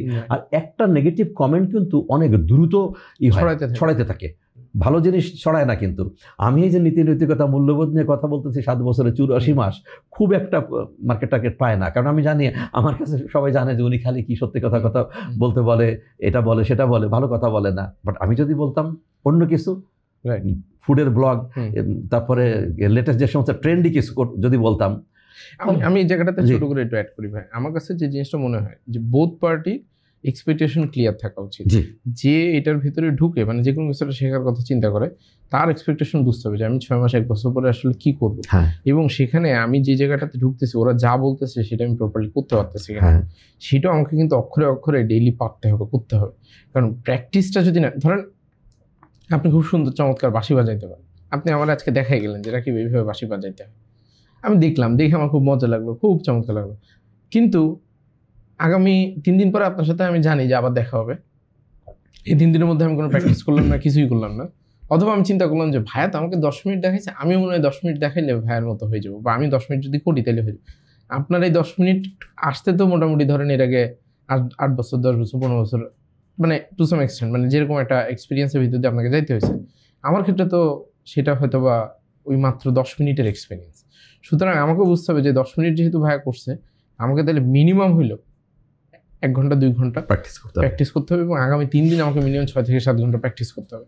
তাইলে আমি ওইরকম তো যাইতে পারবো না, কিন্তু একটা কাছাকাছি লেভেল পর্যন্ত আমি আমার নিজেকে নিয়ে যেতে পারি। সো বোথ পার্টি তার এক্সপেকটেশনের জায়গাটাতে যদি ক্লিয়ার থাকতে পারে, আমার কাছে মনে হয় ভালো হয়। কারণ অনেক সময় আমাদের কিন্তু একটা সমস্যা আছে যে আমি আমার নিজের দিকে তাকাই না, যে আমার কোন জায়গাটাতে ল্যাকিংস আছে, আমি কি আসলে প্র্যাকটিসগুলো যা বলছিল সেভাবে করছি কিনা। সেটা যদি আমি প্রপারলি না করি, তাহলে কিন্তু 6 মাস 1 বছর পরে যে কমিটমেন্ট আছে সেটাও আবার প্রপারলি পাওয়া আমার জন্য ডিফিকাল্ট বা টাফ হয়ে যাবে। এবং কারো কাছে, এবং আমি সবসময় বলি যে কোনো কিছু একটা করার আগে কিনা একটা খুব চমৎকার অ্যানালজি আমার কাছে আছে। আপনি দেখবেন বাংলাদেশের মার্কেটে, এবং আপনি দেখবেন বাংলাদেশের মার্কেটে কেউ একটা ফোন কিনতে চায়, সে কি করে 4-5 জনের কাছে খোঁজ খবর নেয়, ফোন দেয়। আপনি রিসেন্টলি একটা ওই যে DJI ক্যামেরা কিনছেন, আপনি এর আগে একবার যখন আমাদের অফিসে আসছেন আপনি দেখছেন জিনিসটা, আপনার সাথে কিন্তু আমার এটা নিয়ে 2-3 বার কথাবার্তা হয়েছে। আপনি বলছেন যে রাকিব এটা কিনবো কিনা, এটা ঠিক হবে কিনা, কোন প্যাকেজটা কিনবো, কারণ এটা তো অনেকগুলো প্যাকেজ আছে। রাইট। সো এই যে আপনি খোঁজ খবর নিলেন, কারণ আমি প্র্যাকটিক্যালি জিনিসটা ইউজ করতেছি, আমি জানি এটা প্রস এন্ড কনস কি বা এটা সেটা, অ্যান্ড দেন আমি আপনাকে কিন্তু প্র্যাকটিক্যাল কিছু কথাবার্তা শেয়ার করলাম যে ভাই এরকম হতে পারে, এরকম হতে পারে, এটা সেটা, আপনি এগুলো একটু খেয়াল রেখেন, এই জিনিসটা ট্রাই করে দেখেন, বা এই ট্রাইপডটা কিনে এটা সেটা। সো আমি কিন্তু আমার রিয়েল লাইফ এক্সাম্পল শেয়ার করলাম বা রিয়েল লাইফ এক্সপিরিয়েন্স আপনাকে দিলাম। প্রবলেম যে জায়গাটাতে হয় যে আমরা যখন কোনো কিছু শেখার কথা চিন্তা করি, একটা বই কেনার কথা চিন্তা করি, একটা কোর্সের কথা চিন্তা করি, ইভেন ইউনিভার্সিটিতে ভর্তি হবো, কোন সাবজেক্টে পড়বো, সেটা নিয়ে কিন্তু এত খোঁজখবর আমরা নেই। আপনি খেয়াল করে দেখেন, আমরা জামা কাপড় কেনার জন্য যে পরিমাণ খোঁজখবর নেই, কোন দোকানে জামাটা ভালো হবে, কোন দোকানের টেইলারটা মনে হয় সবচেয়ে ভালো, আমরা আমাদের ইউনিভার্সিটির ক্ষেত্রে অত চিন্তা ভাবনা করি না। আমরা তো শুনি, 1-2 জন বড় ভাইয়ের কাছে শুনি, বলে ও ইউনিভার্সিটি ওই সাবজেক্টটা মনে হয় ভালো, আর এখন এইটাই চলতেছে, তুই কর। কিন্তু ওই বড় ভাই কিন্তু ওইটা লাইনের মধ্যে আছে কি নাই একদম ডিটেল একটু কথা বলা, ভাইয়ের সাথে কথা বলা, বা ওই লাইনে যে কাজ করতেছে তার সাথে 1-2 দিন দেখা করা, তাকে জিজ্ঞাসা করা যে ভাই আপনি যে, 2 জনের কাছে 2 রকম জিজ্ঞাসা করতে হবে। যে ওই জায়গাটার ভিতরে যে সাকসেসফুল হয়েছে তার কাছে জিজ্ঞাসা করতে ভাই সাকসেসফুল কেমনে হইলেন, আর যে ফেল করছে তার কাছে জিজ্ঞাসা করতে ভাই কি করলে আপনি সাকসেসফুল হইতেন বলে মনে করেন, বা ফেল করলেন কেন, সমস্যাটা কোথায়, আমাকে একটু বলেন তো ভাই। কারণ আপনার ওইটা যদি আমি জানতে পারি তাহলে আমার ফেল করার প্রবাবিলিটি কিছুটা কমে যাবে। তখন কিন্তু আমি রিয়েল ইনসাইটটা পেয়ে যাব যে এই জায়গায় ঢুকলে আসলে কি হয়। বাট একতরফা মানে জিনিসটা এরকম হওয়া উচিত না। ইনফ্যাক্ট কোনো একটা কোর্স করার আগে আমার তো মনে হয় যে মিনিমাম করে হলো 1 মাস সেটা নিয়ে একটু রিসার্চ বা একটু গবেষণা করা উচিত, যে আমার এটা করা ঠিক হবে কিনা, আমি এখানে করে কোন দিকে যাব, আমার লাইন কি, বা কিছু মানুষের সাথে কথা বলা। শুধুমাত্র অনলাইনের ভিতরে ধরেন আমি বলে দিলাম আজকে যে এই কোর্সটা অনেক ভালো, এই বইটা অনেক ভালো, এই দোকানের খাবার অনেক মজা, এটার উপর ডিপেন্ড করে ডিসিশন নেওয়ার আগে অনলাইনে অনেক সময়, যেমন আমার একটা সময় পর্যন্ত এখনো এই বিশ্বাস আছে যে everything you see on the internet is not true. Yes, কারণ একটা ক্যামেরা সেট আপ নিয়ে যখন বসা হয় অনেক এর আগে প্ল্যানিং হয়, পরিকল্পনা হয়, স্ট্র্যাটেজি হয়, এবং মানুষজন সবারই কোনো না কোনো একটা এজেন্ডা আছে, সেই এজেন্ডা সে বাস্তবায়ন করার চেষ্টা করে। আমি এটা বলতে পারবো না যে ভাই আপনি এজেন্ডা নিয়ে আসেন না। প্রত্যেকটা মানুষ বায়াসড, প্রত্যেকটা মানুষের ডিফারেন্ট এজেন্ডা আছে। সুতরাং সেই জিনিসটা আমার বুঝতে হবে যে তার এজেন্ডা তার কাছে ঠিক আছে, ওই এজেন্ডার মধ্যে আমার নেওয়ার মতো কিছু আছে কিনা, সেই ইন্টেলিজেন্স আমার কিছুটা টু সাম এক্সটেন্ট থাকা উচিত। সেটা যদি আমি বুঝতে না পারি, জানতে না পারি, তাইলে কিন্তু আমি সে যেটা বলতেছে সেটা যদি ফলো করতে যাই, that is a high chance আমি ফেল করব। Thank you sir. আমি একটু এবার ফ্লোরটা নেই, সেটা হলো যেহেতু বলে ফেললেন যে ভালো মন্দ আছে, ভালো মন্দ একটা ছোট্ট অ্যানালগ বলে আমি ওই আমাদের আজকে মূল ডিসকাশন করতে বসিয়ে হচ্ছে একটু সবার উদ্দেশ্যে বলি যে এক্সিকিউটিভ টু এক্সিকিউটিভ ডিরেক্টর, এই বইয়ে আমাদের মোট 12টার মতো চ্যাপ্টার আছে, মানে 12 মাসে 365টা আমল বেসিক্যালি। সো সেই জায়গাটাতে আমরা আজকে জানুয়ারি মাসটা কভার করার চেষ্টা করব।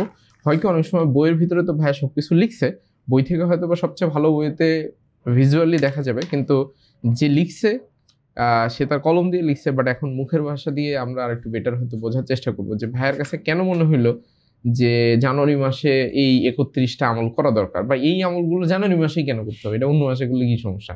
সো এই জিনিসপত্রগুলো আমরা আজকের ভিডিও যে কোনো একটা সময়, যে কোনো একটা না, এই টপিকের পরে ইনশাআল্লাহ ঢুকে যাব। হ্যাঁ ভাই প্লিজ। যাচ্ছি। তো আপনি যেটা বলছিলেন তখন ভালো মন্দ নিয়ে, আমি একটা এক্সাম্পল বলি যে সেটা হচ্ছে একটা ফুলের মধ্যে দুটো জিনিস থাকে, মধু এবং বিষ।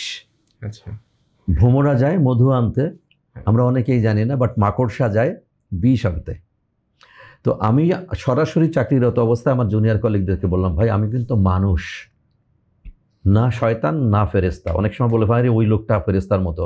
ফেরেস্তার মতো কি? ফেরেস্তা আল্লাহ তাআলা একটা প্রজাতি তৈরিই করেছেন, শয়তানও আল্লাহ তাআলা তৈরি করেছেন। আমরা এই গুড মিক্সচার অফ ফেরেস্তা অ্যান্ড কি বলে শয়তান।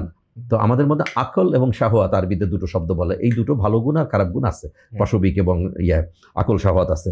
ইস্যু হচ্ছে আমি বলি যে ভাই আমি আপনাদের সিনিয়র, আমি আপনাদের লিডার, আমি কিন্তু পরিপূর্ণ মানুষ না, অ্যাবসোলিউটলি নট। আপনি যখন আমার কাছে আসবেন ভ্রমরা হয়ে, যদি মধু একটু থাকে নিয়ে যাবেন, কোনোদিনও মাকড়সা হয়ে আমার কাছে আসবেন না, বিষ নিতে আসবেন না, কারণ আমার মধ্যে বিষ থাকতেই পারে, কারণ আমি তো কমপ্লিট না। এটা আমি বলে থাকি। এ কথাটা এখন কেন বললাম, যারা শুনবে আগামীতে তাদেরও বোঝা দরকার যে কোনো জায়গা থেকে নেওয়ার সময় তাকে ভালোটুকু বেছে নিতে হবে শুধুমাত্র, নাম্বার 1। রিগার্ডিং জিজ্ঞেস করার কথা যে ডিজিআই দিয়ে শুরু হলো, আমি অ্যাজ এ লিডার চাকরিরত অবস্থায় বা এখনও যে কাজ করছি, কোনো একটা বিষয়ে আমি ডিসিশন নেওয়ার আগে আমার ওয়াইফ, আমার বাচ্চা, আমাদের ম্যানেজার, আমাদের দারোয়ান, আমার পরিচিত মানুষ, অফিসের মানে যে আমাকে চা খাওয়ান উনি থেকে শুরু করে নানা ডিপার্টমেন্টের নানা লেভেলের মানুষের কাছে জিজ্ঞেস করি, আচ্ছা এইটা কেমন হয়, কি মনে হয় আপনার কাছে? ইভেন আপনি রিসেন্ট টাইমে অফিস নেবেন সেটাও আমার কাছে ডিসকাশন করতে রাইট লাস্ট এর আগে। ওইটা তো আমি একটা ভিডিওই করতে চাই যে একজন উদ্যোক্তারা কেন ফেল করে, আর আমি কেন আলহামদুলিল্লাহ সাকসেসফুল হয়েছি 7 বছর পরে এসে আমি কেন আমার সেকেন্ড অফিস হচ্ছে শার্পনারের। এটার পিছনে এই গল্পটা বললে অনেকে বুঝবে যে ব্যবসা করা এত সহজ জিনিস না, বাট তো আমি সিনিয়র লেভেলে থাকা মানে তো ব্যবসা পরিচালনা করেই আসছি, যে কারণে আমি হুটহাট কোনো পদক্ষেপ নিয়ে নিই। এই যে এতগুলো মানুষের কাছ থেকে আমি জিজ্ঞেস করলাম, actually the decision I need to take, এটা অ্যানালিটিক্যাল ক্যাপাবিলিটি অ্যান্ড ক্রিয়েটিভিটি দিয়ে আমি কিন্তু জানি যে আমার কোন ধরনের সিদ্ধান্ত নিতে হবে, বাট আমার সব ধরনের স্টাফ, কলিগ এবং ড্রাইভার সহ সবার কাছ থেকে জিজ্ঞেস করেছি। কারণ কি জানেন, আমি কখনো আমাকে পারফেক্ট অ্যান্ড কমপ্লিট মনে করি না। আমার ড্রাইভার বা যিনি আমার গাড়ি চালান উনি অথবা একজন পিয়ন এমন অ্যাঙ্গেল থেকে একটা কথা বলতে পারে, আমি কোনোদিন ভাবিই নাই সেটা, একেবারে কলম্বাসের আমেরিকা আবিষ্কারের মতো। আরে তাই তো, আমি তো ভাবি নাই। তাহলে আমি এতগুলো মানুষের কাছ থেকে একটা ইনপুট পেলাম, আর এতগুলো মানুষ ইম্পর্টেন্ট ফিল করলো যে না স্যার একটা সিদ্ধান্ত নেওয়ার জন্য আমার অপিনিয়ন নেয়। বাট আমি তো পাগল, বাট ওই লেভেলের পাগল না। সিদ্ধান্ত নেওয়ার ক্ষেত্রে আমি জানি যে আসলে কোনটা নিতে হবে। অ্যান্ড সবচেয়ে মজার জিনিস, সেটা লিডারশিপে আমরা বলে থাকি একজন লিডারের কী কী চারিত্রিক বৈশিষ্ট্য থাকতে হবে, তার মধ্যে আমি বলে থাকি যেটা নাম্বার 1 হচ্ছে ডিসাইসিভনেস, সিদ্ধান্ত নেওয়ার ক্ষমতা। যে তাৎক্ষণিকভাবে সিদ্ধান্ত নিতে পারে না সে কোনোদিন লিডার হতে পারবে না, কোনো দিনও পারবে না। এবং এটা হতে গেলে তার দীর্ঘদিনের প্র্যাকটিস লাগবে। দেখেন আমি একটু আবার মিউজিকে চলে আসি, এটা কথা বলে আর কি। অনেক সময় খেয়াল করতাম একজন শিল্পী ভারতীয়, হয়তো বাংলাদেশের একজন তবলাবাদক বা বাংলাদেশের শিল্পী ভারতীয় তবলাবাদক, কোনটা গান গাইবেন আমরা শুনবো টিভিতে বা লাইভে, তো কেউ কাউকে চিনে না, কে কোন গান গাইবে তাও জানে না। ওমা, শিল্পী হয়তো একটু মুখের কোনো রাগাশ্রয়ী গান হলে মুখের উপর একটু রাগের উপর একটু আউ করে, তো এটা করে উনি গানে আসলেন। কিন্তু ঠিকই উনি যখন সময় আসছেন তখনই তবলার হাত জায়গার মতো এসে পড়ছে, ছোট্ট একটা টুকরা দিয়ে সে সময় চলে আসছে, মানে ঠিক পয়েন্টটা তাল যে জায়গা থেকে শুরু হবে আর কি। এটা আগে আমি কখনোই বুঝতাম না, কিন্তু অনেক পরে যখন এই তাল নিয়ে তাল যন্ত্র হালকা সিগন্যালেই তাদের ভিতর সিঙ্ক হয়, কিচ্ছু না। এখন তো গান শুনতে গেলে হয়তো শুনছি সকালবেলা, আমি সকাল 7টার নিউজ শুনতেছি বা কফি খাচ্ছি বা চ্যানেল আইতে, আমি সাধারণ চ্যানেল আইতে কিছু রবীন্দ্রসঙ্গীত নজরুল গীতি এটা শুনি আমি, তো হয়তো শুরু করছে, বাট অটোমেটিক্যালি আমার হাতই সুপার হ্যান্ডেলের উপর চলে আসতেছে। তার মানে কি, ওই যে জায়গাটায় সোম বা যে জায়গাটায় তাল ওখানে চলে আসতেছে। তো একটা মানুষ যখন দীর্ঘদিন প্র্যাকটিস করতে করতে করতে নানা সিচুয়েশন হ্যান্ডেল করতে করতে এই যে এক্সপিরিয়েন্স মাথার মধ্যে আসছে না, প্রবলেম আসার সঙ্গে সঙ্গে জানে কোন জায়গাটা তাল পড়বে, সোমটা কোন জায়গায়। এটা কিন্তু আবার কাউকে ওই কোর্স বিক্রি করে হবে না। আর কেউ যদি বলে যে আমি সিদ্ধান্ত নেওয়ার উপর একটা কোর্স বিক্রি করবো, এটা ফাজলামি শুড হ্যাভ আ লিমিট, এটা কোনো দিনে হতে পারে না, সরি। তো জি স্যার, তো যেটা বলছিলেন যে এটি নিয়ে কথা বলা, অ্যাকচুয়ালি আপনার কোশ্চেনটা আমি নিয়েছি, উত্তরটা বলি। 12 মাসে 12টা সাবজেক্ট, তাহলে একজন কলিগ যে কোনো ডিসিপ্লিনের, ইভেন মাছের খামার করবে তার জন্য বইটা, মাদ্রাসার জন্য বইটা সবার জন্য, বাট সূর্যমুখীর চাষ করলো তার জন্য বই, কর্পোরেটের জন্য বইটা। বাট এই বইটার চ্যাপ্টারিংয়ের ক্ষেত্রে আমি যেটা করেছি দেখেন, তাহলে আমাদের অ্যাপারেন্টলি মনে হয় যে আমাদের জীবনের লক্ষ্য এটা সবার আগে সেট করতে হবে, তারপরে পরিকল্পনা ইত্যাদি ইত্যাদি। আপনি ম্যানেজমেন্টের বইতে বা অন্য যে সমস্ত বইটি আছে MBA-তে, সেখানে কিন্তু এরকমই শেখায়, আমি তা করি নাই। প্রথম চ্যাপ্টারটা যেটা রেখেছি ভেরি ইন্টারেস্টিং, হয়তো আমি আজকে প্রথম চ্যাপ্টার নিয়ে কথা ডিটেলস বলবো না, কারণ আমরা তো অনেক আলোচনা করলাম বইটা নিয়ে, প্লাস ওভারঅল সিচুয়েশন আমাদের ইয়াং জেনারেশনের কল্যাণ বা মঙ্গলের জন্য আমি জানুয়ারিতে যেটা সেট করেছি সেটা হচ্ছে জীবনের লক্ষ্য অর্জন করার জন্যে। লক্ষ্য কিন্তু আছে কয়েক মাস পরে, ফেব্রুয়ারি মার্চ এপ্রিলের দিকে। জীবনের লক্ষ্য অর্জন করার জন্যে চারিত্রিক বৈশিষ্ট্য কতগুলো অর্জন করা, ক্যারেক্টারিস্টিক নিয়ে আসছি আমি। তার কারণ কি, চারিত্রিক কিছু বৈশিষ্ট্য থাকে মানুষের, এবং আমি বৈশিষ্ট্য যাব না, চরিত্রে যাব না, আমি একটা কথাই শুধু বলবো যে যে কোনো মানুষ প্রথম তাকে আমরা দেখি তার ক্যারেক্টারিস্টিক্সটা, চারিত্রিক বৈশিষ্ট্যটা কি, কেমন মানুষটা, তারপরে তার কোয়ালিটি, তার প্রোডাক্ট, তার কথাবার্তা কিন্তু অনেক পরে। ম্যান আর উইমেন যাই বলি না এখন, একজন পার্সন ইজ কনসার্ন এক। সেকেন্ড হচ্ছে মানুষ আর টাকা। আমরা যে কথাবার্তা বলছি আসলে তো পৃথিবীটা চলতেছে দুটো, একজন মানুষ আর টাকা উপার্জন, এছাড়া তো আর কিছু নেই এখন বলতে গেলে। পরকালের কথা খুব কমই মানুষ চিন্তা করে, পর উপকারের কথা কম চিন্তা করে। ইস্যু হলো দেখেন মানুষের চরিত্র আছে, টাকার কোনো চরিত্র নাই। টাকা তো আমার আপনার পকেটে আছে, টাকা দিয়ে আমি একটা কোরআন শরীফ কিনতে পারি, টাকা দিয়ে জুয়া খেলতে পারি, মদের বোতল কিনতে পারি, নাউজুবিল্লাহ মিন জালেক। তো টাকার চরিত্র আছে। আমি যখন মুসলমানের ছেলে হয়ে মদের বোতল কিনতে যাব, টাকা কি বলবে আঙ্কেল সরি আমার এখন দাম কিন্তু 0, আমি পেমেন্ট হবে না, তাই না? তার মানে টাকার কিন্তু কোনো চরিত্র নাই। চরিত্র আছে কার? টাকার যে মালিক তার, কিন্তু মানুষের চরিত্র আছে। এই জন্য আমি একটা কথা বলি, এই বইয়ের মধ্যে আছে একজন মানুষ 99% সৎ, মানেটা কি? নানা জনে নানা কথা বলে, উত্তর হচ্ছে 99% সৎ মানে 100% অসৎ, 100% ডিসঅনেস্ট। অনেস্টির কোনো সংজ্ঞা নেই, কোনো দিন অনেস্টির সংজ্ঞা হবে না, কোনো দিনও হবে না। যত বড় মানে উনি দরবেশ হন না কেন, যেই হোক না কেন, সে যদি কখনো 99% সততা দেখায়, 1% কম্প্রোমাইজ করে, ডাউন ইন দ্য ড্রেন হবে না। চারিত্রিক বৈশিষ্ট্য এরকম। ইন্টিগ্রিটি একটা শব্দ ব্যবহার করি আমরা। একটা বেলুন আমরা জন্মদিনের জন্য মনে করেন করা, বাতাস দিয়ে ফুলানো হলো, এটাতে একটা আলপিন লাগলে কি হয়? পুরোটা ফেটে যায়। তখন বেলুন না, আগে চোখ সামালা দিই যে চোখে এসে না লাগে, তাই না? ঝাপটাটা। তাহলে ইন্টিগ্রিটি হলো তাই, সামান্য একটু যদি লাগে পুরো ইন্টিগ্রিটি শেষ। এই জন্য চরিত্রের মজার হলো যে দুইটা জিনিস, আমি যে এখানে বইটার মধ্যেও আমার সম্ভবত কোনো এক জায়গায় লেখা আছে, দুইটা জিনিস। ধরেন আমার বলবেন যে আপনার ভাই আপনার অনেক সুনাম, আমি বলবো যে না রাকিব আপনার তো অনেক বাজারে সুনাম আছে, অনেক সুনামি মানে মানুষ জানি তাদের অনেক সুনাম সমাজে। সুনাম এবং চরিত্র, একটা মানুষের সুনাম আছে মিস্টার এক্সের। সুনাম মানে হচ্ছে ওই মানুষটা সম্পর্কে সমাজের লোকজন কি ভাবে, উনি এই, এটা হচ্ছে সুনাম। আর চরিত্র মানে কি? অ্যাকচুয়ালি মানুষটা অন্তর জগতে সে কি, ওটা কে জানে? সেই জানে, তাই না? মসজিদে মন্দিরে গির্জায় হৃদয়, এইখানে বসে ইসা মুসা পেল সত্যের পরিচয়। এইখানে যে আছে সেই জানে যে আসলে চরিত্রটা কি।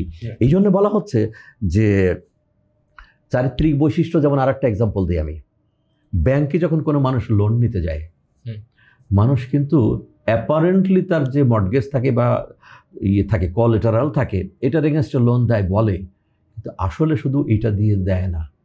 একটা সময় ক্রেডিট রিপোর্ট দেয়, পুরো হিস্টোরি, মানে তার চারিত্রিক অবস্থা, রাইট, ফাইনান্সিয়াল চারিত্রিক, রাইট, ইয়েস। একটা হচ্ছে ব্যাংকের স্টেটমেন্টে দেখবে সে কখনো ডিফল্টার না, এটা ওটা তার অ্যাসেট আছে, এগুলো হচ্ছে একটা ভিজিবল। ইনভিজিবল যে জিনিস সেটার নাম চরিত্র, অদৃশ্য। সেই জায়গাতে সে দেখে যে ওনার সাথে ধীরে ধীরে ট্রানজেকশন করতে করতে একটা সময় দেখবে লোকটাকে চিনবে আগে তারা।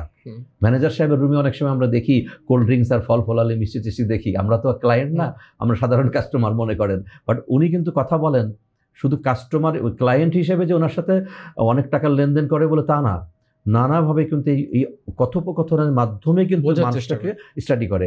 তারপরেও তো তার অনেকগুলো মেথড আছে, সেই মেথডের লোকটাকে স্টাডি করে। এই জন্য একটা মানুষের চরিত্রের উপরে নির্ভর করে ব্যাংক লোন দেয়, অন্য কোনো কিছুর উপর নির্ভর করে লোন দেয় না। এবং আমাদের নবী করিম সাল্লাল্লাহু আলাইহি ওয়াসাল্লাম একটা কথা বলে গেছেন, খুব চমৎকার বাংলা হচ্ছে, সমগ্র বিশ্ববাসীর চরিত্র সুসংগঠনের জন্য মাত্র আমি প্রেরিত হইয়াছি। মানে এরকম বাংলা সাজাই দিয়েছে আমার বাবা ছোটবেলায়, এই জন্য বাংলাটার বাইরে যায় না। মা কারামা লাখ লাখ, মানে সবার শেষের মানে আরবি শব্দটা মা কারামা লাখ লাখ, অর্থাৎ সমগ্র বিশ্ববাসীর চরিত্র সুসংগঠন করার জন্যই মাত্র আমি প্রেরিত হয়েছি। উনি অন্য কিছুই করে নাই, মানুষের চরিত্রটা কারেকশন করে দিচ্ছে। অনস চরিত্র is corrected, everything is corrected. কারণ যার যত টেকনোলজি থাকার skill, soft skill, hard skill, অনেক কিছু থাকুক না কেন, দিন শেষে সে যদি ইন্টিগ্রিটি তার না থাকে, কোনো কাজ হবে না। কোনো আমি আমার কথাই বলি, আমার যত স্কিল থাক না কেন, গত 7 বছর 84 মাস বা 85 মাস ধরে ডিজিটাল প্ল্যাটফর্মে মানুষজন আমাকে ফলো করে আসছে। একটা মানুষকে জীবনে কোনো দিন না দেখে তারপরেও কিন্তু তাকে মনিটর করা যায়। আমার ফেসবুক, আমার শার্পনারের পেজ, আমার ইউটিউব চ্যানেল, আমার সাথে ফিজিক্যালি দেখাটা। আপনি মনে হয় একটা জিনিস, রেকি বলে একটা ট্রিটমেন্ট পদ্ধতি আছে, রেইকি, REIKI, রেইকি বলে একটা ট্রিটমেন্ট পদ্ধতি। সেটা হচ্ছে আপনি আমেরিকাতে আছেন, আমি এখানে আছি, আপনি আমেরিকায় বসে আমাকে ট্রিটমেন্ট দিচ্ছেন। যেমন আজকাল রোবোটিক সার্জারি হয়, দূর থেকে বসে করে না, আর ওটা এখানে তো রোবট আছে, আর রেইকির মধ্যে কিচ্ছু নাই। ট্রিটমেন্ট করা হচ্ছে এক দেশ থেকে আরেক দেশে, এক মহাদেশ থেকে আরেকটা মহাদেশে। সিমিলারলি আমি তো অনেক সময় অনেক কমেন্ট পড়ি, আমি তো কিচ্ছু, আমি দেখবেন ওখানে আমার কোনো জীবন, আমার পরিবার নাই, আমার কোনো ডে নাই, কিচ্ছু নাই, আমার পেজগুলোতে শুধুমাত্র কতগুলো লেখা বা ভিডিও আছে, বাট অনেক কমেন্ট পড়ি, আমি অনেক কিছু দেখি। কারণ কি জানেন, the moment I am uttering a single word আর সেন্টেন্স, ওই শব্দগুলো আমার বডি ল্যাঙ্গুয়েজ থেকে শুরু করে এভরিথিং আমার 14 জেনারেশন বলে দিচ্ছে। আমার 14 পুরুষ সম্পর্কে কিন্তু আমি বলে যাচ্ছি, কারণ এটা স্টাডি করতে জানে মানুষ কথা শুনলেই। তাহলে আমি সফট স্কিলের মাস্টার, আমি হার্ড স্কিলের মাস্টার, আমি এই ওই তাই, তাতে কিচ্ছু যাবে আসবে না। যখনই মানুষ স্টাডি করে দেখবে যে এই মানুষটা এরকমের, এরপর থেকেই এক্সেল শিটের যে গ্রাফিক্যাল প্রেজেন্টেশন না, পিকে আসলো না, আর উপরে উঠবে না সে, ডিক্লাইনিং। এই ডিক্লাইনটা গ্র্যাজুয়াল হবে না শার্প হবে, সেটা ডিপেন্ড করবে অন্য অনেক কিছুর উপরে। তাহলে জানুয়ারি মাসটায় আমি অনেক কথা বলছি, 31 দিনের 31টা লেখা আছে, চারিত্রিক বৈশিষ্ট্য অর্জন, সেখানে নানা রকম উদাহরণ আছে, মহামনীষীদের উদাহরণ আছে, কোরআন হাদিসের থেকে আছে, বিজ্ঞান থেকে আছে, ইতিহাস ভূগোল থেকে আছে, অনেক কিছু আছে। আর সবচেয়ে ইন্টারেস্টিং হচ্ছে এই বইটা আমাকে অদ্ভুত জিনিস, এই বইটা যদি হাতে রেখে কোনো মানুষ পুরো বইটা পড়ে, এত কিছু উপমা উৎপ্রেক্ষা এক্সাম্পল, এই কাহিনী আছে। আমার ইনকাম ট্যাক্সের লয়ার ভদ্রলোক একটা কথা বলেন যে স্যার, আপনার এই বইটার মধ্যে আপনার সারা জীবনে যে কত সঞ্চিত মধু একটু একটু একটু করে মাঝে মাঝে দিয়ে গেছেন, এটা সে মূল্যায়নটা হয়নি। তো মূল্যায়নটা ইনশাল্লাহ হবে ব্রেনল্যান্ড থেকে, এখন আমার প্রকাশনা থেকে যেহেতু আসছে, হচ্ছেও দেখলাম আমি, যে এই বইটার মধ্যে এই জিনিসটাও আছে।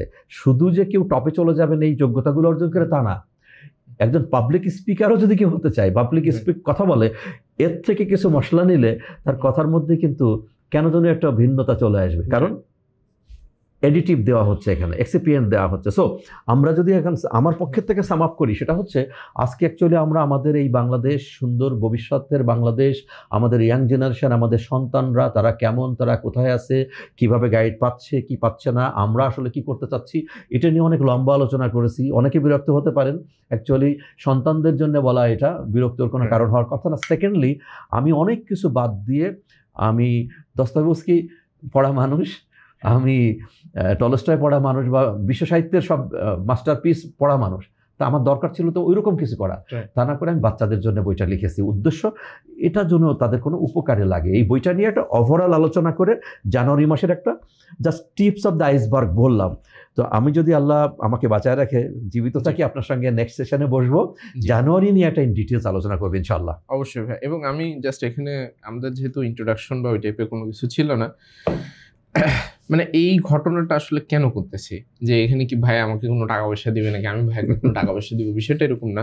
আমি এটা ব্যাকগ্রাউন্ড স্টোরিটা যদি বলি, ভাইয়ের সাথে প্রথম সম্ভবত আমাদের একটা পডকাস্টের রেকর্ডিংয়ের জন্য প্রথম দেখা হয়, এবং সেখানে ওইটা আমাদের আনিস ভাই ওইটা অ্যারেঞ্জমেন্ট করে। দেন ভাইয়ের সাথে আমার কথা হইলো, কথা বলার পরে মানে আমার খুবই একটা ভালো ইমপ্রেশন তৈরি হইলো ভাইয়ের ব্যাপারে। মানে ভাইয়ের ভিডিও দেখছি, বা মানে ভিডিও দেখা সামনাসামনি কথা বলা, ইটস কমপ্লিটলি ডিফারেন্ট এক্সপিরিয়েন্স। কারণ ভিডিওতে আমরা যখনই কথা বলি, সেটার ভিতরে অবশ্যই একটু সিস্টেমেটিক ওয়েতে সব কিছু জেনে বুঝে বা হিসাব করে কথা বলতে হয়। বাট একটা মানুষের সামনে যখন ক্যামেরা থাকে না, তখন কিন্তু সে তার নিজের মতো করে এক্সপ্রেস করে। সো সেই কথাটা তো হইলো, এবং আমাদের পডকাস্টটা প্রোগ্রামিং হিরো কমিউনিটি ইউটিউব চ্যানেলে আছে, ওখান থেকে অনেক কিছু জানা যাবে বা বোঝা যাবে। ওখানে আমরা ভ্যারাইটি অফ টপিক নিয়ে কথাবার্তা বলছি। প্রবলেম যে জায়গাটাতে হইলো, সেটা হচ্ছে তার কিছু মাস পরে সম্ভবত, মানে ভাইয়ের সাথে আমি লিঙ্কডিনে কানেক্টেড, ভাইয়া রেগুলার পোস্ট দেয়, এটা সেটা দেয়, এবং ভাইয়া বিভিন্ন সময় এই বইটা এবং সাথে ভাইয়া যে আরো 2টা বই আছে, so road to become a CEO, আর একটা হচ্ছে ফাওজান আজিম। সো ওইটা যেহেতু একটু ধর্মের সাথে কানেক্টেড, তা আমার মনে হইলো যে এই ক্যারিয়ারের যে 2টা বই আছে, প্রথমত আমি যেটা হইলো যে এই বইটার কাভারটা আমার কাছে খুবই সুন্দর লাগছে, মানে কালার কম্বিনেশন এবং এই যে গ্রাফিক্যাল বিষয়টা, এটা আমার কাছে খুবই ইন্টারেস্টিং লাগছে, এবং নামটাও খুব ইন্টারেস্টিং। এর পরবর্তীতে আমি সার্চ দিলাম, রকমারির ভিতরে ঢুকে রকমারি অথবা অফ লাইফ কোনো একটাতে আমি ঢুকছিলাম। ঢুকে আমি যেটা করলাম, যে এটার এই যে সূচিপত্রটা দেখলাম, কারণ ওখানে তো সূচিপত্র কয়েকটা পেজ ওরা পড়তে দেয় বা দেখতে দেয়। এটা দেখার পর আমার কাছে খুব ইন্টারেস্টিং লাগলো এই কারণে, এবং প্রথম 1-2টা পাতা ছিল মানে যেটা দিয়ে দেখা যাচ্ছে। ইউজুয়ালি এই টাইপের বই হইলে আমি বাংলাদেশের কন্টেক্সটে সব বই তো আসলে পড়ে দেখার সুযোগ হয় না, বাট 1-2 পাতা উল্টায় যেটা আমি দেখছি বা ওই সামারি বা অল্প স্বল্প জিনিসপত্র দেখে বলছি, প্রত্যেকটা বইতে হয় কি কিছুটা মোটিভেশন, কিছুটা আনরিয়েলিস্টিক অনেক জিনিসপত্র এটা সেটা থাকে। বাট এইটা যখন আমি শুরুতে অল্প কিছু জিনিসপত্র পড়ছি, আমার কাছে মনে হইলো যে বইটার ভিতরে কিছু তথ্য আছে। আমি যে কোনো বইকে যেভাবে দেখতে চাই, আপনি দেখবেন ইংরেজি যখন কেউ একজন নন ফিকশন লিখে, সে কিন্তু মোটিভেট করে না, সে আপনাকে বিভিন্ন তথ্য দিয়ে হেল্প করে। মোটিভেশন মিনস হইতেছে তুমি পারবা, তোমার দিয়েই হবে, তুমি চালাও, মানে এইটা আমার কাছে মনে হয় যে ওইটা অবশ্যই দরকার, তবে এইটার সাথে ইনফরমেশনও লাগবে। ইনফরমেশন ছাড়া আমি যদি একজনকে জাস্ট বলতে থাকি, ইনফরমেশন মিনস হইতেছে যে কেমনে ওই রাস্তায় সে চলবে সেটা দিক নির্দেশনা ছাড়াই যদি আমি তারা বলতে থাকি হবে, তোমার দিয়ে হবে, করতে থাকো, এইটা আসলে আমার কাছে বেসলেস মনে হয়।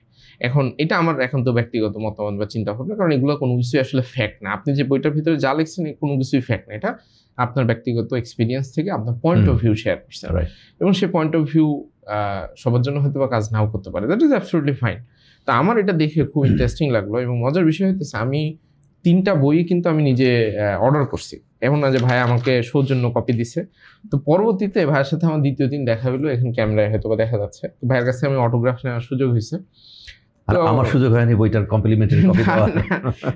না, আমি নিজের ইচ্ছা থেকে আসলে বইটা অর্ডার করছি। বইটার জন্য অর্ডার করছি, তখনও ভাইয়া জানে না যে আমি বইটা অর্ডার, তখন আমি দেশে ছিলাম না। হ্যাঁ, আপনি দেশে ছিলেন, এবং আমি কিন্তু আপনাকে বলিও না যে আমি বইটা অর্ডার করছি। তো বইটা আমি হাতে পাইলাম, হাতে পাওয়ার পরে আমি আরো কয়েক পাতা একটু স্কিম থ্রু করার চেষ্টা করলাম, মানে পুরোটা পড়ি নাই, স্কিম থ্রু মিনস হচ্ছে আমি দেখতেছিলাম যে আসলে ওভারঅল কথাগুলো বা ঘটনাগুলো কিভাবে লেখা। আমি দেখার পর আমি আরো মানে ওই যে বিস্ময় যেটা ছিল ওটা আরো কিছুটা বাড়লো। এরপর আমি ভাইকে একটা ছবি পাঠালাম যে ভাই আমি কিন্তু বইগুলো কিনছি এবং আমি বইগুলো ছিল পড়বো, এবং আমি কিছু জায়গায় যখন পড়ছো দেখে আমার কাছে হঠাৎ একটা মাথায় আইডিয়া আসলো, ন্যাচারালি আমাদের দেশের লোকজন বইটই কিনে, কিন্তু এটা শেষমেশ অত বেশি এটা পড়া হয়ে ওঠে না, হয়তো বা অল্প কিছু দূর পড়ে বাকিটা শেষ করে উঠতে পারে না, কারণ আমাদের কাছে এখন ডিজিটাল ডিভাইস, মিডিয়া এত কিছু আছে, বইয়ের পাতা উল্টায় পড়া একটু অনেক ক্ষেত্রেই খুবই কঠিন হয়ে যায়। আবার পুরো বইটার উপরে যদি শর্টে একটা সামারি করি, সেটা আমার কাছে মনে হয় পুরো মেসেজটা পাওয়া যায় না। আর আপনি দেখবেন যে ইন্টারন্যাশনাল অনেক বইয়ের সামারি পাওয়া যায়, এটা 10 মিনিট 15 মিনিটের হয়, কিন্তু আমার কাছে মনে হয় যে ওখানে পুরো জিসটা নাই, ওখানে যেটা আছে কিছু থিওরি কপচাই দেয়, যে এটা বলছে, যেমন আপনি এটার মধ্যে কিছু জিনিস কপচাইছেন, কিন্তু সেটা ধরেন অনেক গল্প দিয়ে বলছেন, সেই গল্পের মাধ্যমে জিনিসটা যেভাবে আমার মাথার ভিতরে ঢুকবে, এটা কিন্তু ধরেন ওই জাস্ট আপনি বলে দিলেন যে রাকিব বইটা কিন্তু 12টা মেসেজ দিছে, এই যে 12টা মেসেজ তোমরা দিলাম, মুখস্থ করে নাও, এটাতে কিন্তু কাজ হবে না। তো এই কারণে আমার মনে হইতেছিল যে এটা একটু ডিটেল ভার্সন কেমনে করা যায়। এর পরবর্তী সাক্ষাৎ আপনার সাথে যখন হইলো, তখন আমি বললাম যে ভাই এক কাজ করি, আমরা 2টা বইয়ের ভিতরে যে কোনো একটাকে আগে চুজ করি, এটা যে 12টা চ্যাপ্টার আছে, 12টা চ্যাপ্টারকে আমরা 12টা লম্বা ভিডিওতে ভেঙে ফেলে আপনি আসলে কি মেসেজ ডেলিভার করতে চান সেটা এটা নিয়ে আমরা বিস্তারিত আলোচনা করি। যেহেতু আমি নিজেও এই যে বিভিন্ন ইউনিভার্সিটিতে যাওয়া হয়, অনেকের সাথে দেখা সাক্ষাৎ হয়, ইয়াং জেনারেশন এটা সেটা, আমি নিজেও ইয়াং জেনারেশনের মানুষ, সো আমার ভিতরে অনেক কোশ্চেন অ্যান্ড এভরিথিং থাকে। সো হয় নট আপনি বইটার ভিতরে যা বলছেন যে ফিলোসফিগুলো দিচ্ছেন, সেটাকে আর একটু ভেঙে বিস্তারিত করা যায় কিনা, কারণ বইয়ের ভিতরে তো আসলে সব কথা বিস্তারিত বলা হয়ে যায়, তখন এটা হয়ে যাবে যে 400 পেজ 500 পেজের বই, মানুষ 200 পেজের বই পড়ে না, 500 পেজের বই তো না, কিন্তু মুখের কথা কিন্তু শোনা যায়। ধরেন আমার আপনার কথা শোনার জন্য তাকে ক্যামেরা দিয়ে এই মোবাইলের দিকে তাকাও থাকতে হবে না, সে জাস্ট হয়তো বা হেডফোন কানে দিয়ে অডিও শুনতে, কারণ এখানে তো আমরা নাচ গান করতেছি না যে দেখার কিছু আছে, শোনার জিনিস জাস্ট। সো সে যদি শুনে তখন কিন্তু এটা তার জন্য মোর ইফেক্টিভ হবে, এবং এইটা ওই ভলেন্টিয়ারি জায়গাটা থেকে জিনিসটা চিন্তা করা, যে যেহেতু একটা ভালো জিনিস, ভালো তথ্য যত বেশি ছড়াবে তত আসলে আমার কাছে মনে হয় যে ভালো, এটা যে মানুষটা দেখবে তার উপকার, এবং যদি আমাদের দুইজনের মাধ্যমে দেখে তাহলে সেখানে আমাদেরও কিছু সফট হইতে পারে, এবং সেখানে কিছু বেনিফিট আশা করি আছে আর কি। তো ওই চিন্তা ভাবনা থেকে আমাদের এই সিরিজটা স্টার্ট করা। তো ইনশাল্লাহ আজকে 1 নম্বর ভিডিও হইলো, এটার পরে ইনশাল্লাহ আরো 12টা ভিডিও আসবে, সো সব মিলে 13টা লম্বা ভিডিও থাকবে, এবং এগুলো থেকে আমরা পার্ট বাই পার্ট কিছু আরো শর্ট ফর্ম ভিডিও তৈরি করে ফেলবো। শর্ট ফর্ম মানে রিলস আমি খুব কম তৈরি করার চেষ্টা করবো, বিশেষ করে আমাদের এই কনভারসেশন থেকে। এটা একটা কারণ আছে,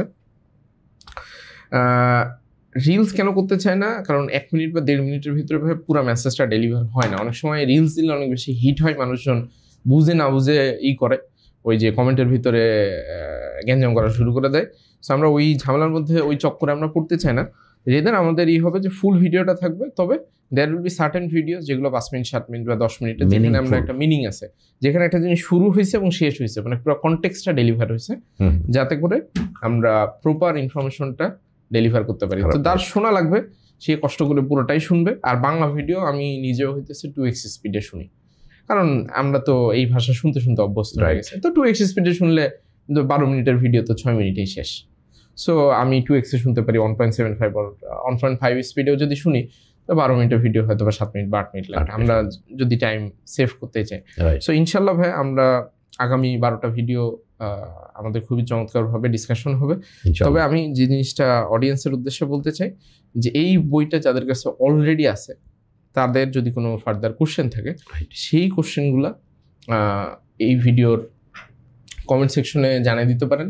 সেখান থেকে অবশ্যই আমি ভাইয়াকে সেটা জিজ্ঞাসা করার চেষ্টা করবো। ক্ষেত্রে বিশেষে আমার যদি কোনো ডিফারেন্ট পয়েন্ট অফ ভিউ থাকে, সেটা অবশ্যই আমি জানাবো। এবং মূল বিষয়টা হইতেছে, আমি আসলে ওভারঅল বইটা বা ভাইয়ার আজকের কথা শুনে যেটা বুঝছি, যে এই বইটা একটা সাধারণ মানুষকে ডিফারেন্টভাবে চিন্তা করতে শেখাবে। সে এক্সিকিউটিভ ডিরেক্টর হবে নাকি দেশের প্রধানমন্ত্রী হবে, সেটা আসলে অনেক পরের বিষয়। তবে একটা সাধারণ মানুষ যে হয়তো বা জাস্ট কোনো কিছু নিয়ে চিন্তা ভাবনা অত ডিপলি করতে পারতেছে না, সে বুঝতেছে না পৃথিবীটা কেমনে চলতেছে, ক্যারিয়ার কেমনে হয়, কর্পোরেটের জিনিসপত্র কেমনে হয়, একটা ব্যবসা কেমনে চলে, বাকি সেই পুরো জায়গাটাতে এই বইটা আমার কাছে মনে হয় যে তার একটা চিন্তা করার জন্য, চিন্তা করতে কিন্তু রসদ লাগে। আপনার মাথার মধ্যে যদি কিছু না থাকে, চিন্তা কিচ্ছু করা দরকার। তোমার মনে হয় কি নিয়ে চিন্তা, মানে চিন্তা জিনিসটা কি, এটা আবার কেমনে করে মানুষ, এটা তো সুযোগ নেই আসলে, চিন্তা জিনিসটা কি। তো যখন আমার ভিতরে ইনফরমেশনগুলো থাকবে, আমার কাছে মনে হয় যে এক্সিকিউটিভ ডিরেক্টর হইতে না পারলেও নিজের একটা ডিফারেন্ট ভার্সন আমরা এক্সপিরিয়েন্স করতে পারবো, সেটা খুবই গুরুত্বপূর্ণ। সেটা যদি করতে পারি, উপর আল্লাহর রহমতে ইনশাল্লাহ আমরা কোনো না কোনো একটা জায়গাতে যাব, যে পৌঁছতে পারবো। এটাই ভাই, সবশেষে আপনি যদি কিছু অ্যাড করতে চান। তো না, থ্যাংক ইউ ভেরি মাচ। এত সুন্দর করে আপনি বলেছেন, এরপরে আর মনে হয় না দই সন্দেশের পরে আবার নতুন করে কিছু দেওয়া দরকার নেই। যারা পড়ছেন এই বইটা, থ্যাংক ইউ ভেরি মাচ। আমি শুধু একটা কথা বলবো যে এই বইটা কোনোদিন উপন্যাসের মতো পড়বেন না। 365টা ভাগ করেছি একটা কারণেই, আজকের অংশটুকু, আজকে 30শে জুলাই, আজকের দিনের যে লেখাটুকু আছে, একটা দুইটা প্যারা পড়ে একটু চোখ বন্ধ করে বা তাকায় চিন্তা করা, এর মধ্যে কী বলা আছে। আচ্ছা, সেই অভ্যাসটা বা সেই চারিত্রিক বৈশিষ্ট্য বা সেই প্র্যাকটিসটা, সেই স্কিলটা আমার কি আছে? থাকলে আলহামদুলিল্লাহ, না থাকলে আচ্ছা এইটা আমি আজকে চর্চা করব। কালকে 31, পরের দিন 1 আগস্ট, রাউন্ড দ্য ইয়ার 1 বছর শেষ হয়ে গেল। হলো আবার আমি যদি আজকের থেকে বইটা শুরু হয়, আবার 30শে জুলাই থেকে বইটা শুরু হবে। 3 to 5 ইয়ার্স লাগে একটা মানুষের, মিনি অ্যাভারেজ বললাম, কম হতে পারে, যেমন টেক ইন্ডাস্ট্রিতে বললাম যে আরও অল্প সময় হয়ে যায়, বাট একটা মানুষের ট্রান্সফরমেশন হতে একদিনে হয় না। আজকের আমি যা দেখছেন, সত্যিকার অর্থে আমার 50টা ডায়েরি আছে সাজানো, আজ থেকে মানে ধরেন 30-40 বছর আগের প্রথম ডায়েরিটা যখন আমি খুলি, তখন নিজের কাছে মনে হয় আমি এরকম স্টুপিড ছিলাম, আমার ডায়েরি আমি এইভাবে মেনটেন করেছি। আর সর্বশেষ ডায়েরিগুলো এখন যেগুলো মেনটেন করি, তার মধ্যে বিউটি দেখে আমি অবাক হই, যে তাহলে এই যে জিনিসটা আসছে over a period of time. তো এই বইটা কিন্তু উপন্যাস না, কোনো অবস্থায় এটা হস্তান্তর করা যাবে না। কেউ চাইলে আপনি একটা কপি কিনে দিবেন, অথবা তার সঙ্গে বলবেন যে ভাই সরি, কিছু মনে করবেন না, আমি এটা দিব না। এটাই হচ্ছে আমার একটা মেসেজ আজকের জন্য। ধন্যবাদ ভাই, ইনশাল্লাহ কথা হবে। আজকের মতো এখানে বিদায়। আল্লাহ হাফেজ।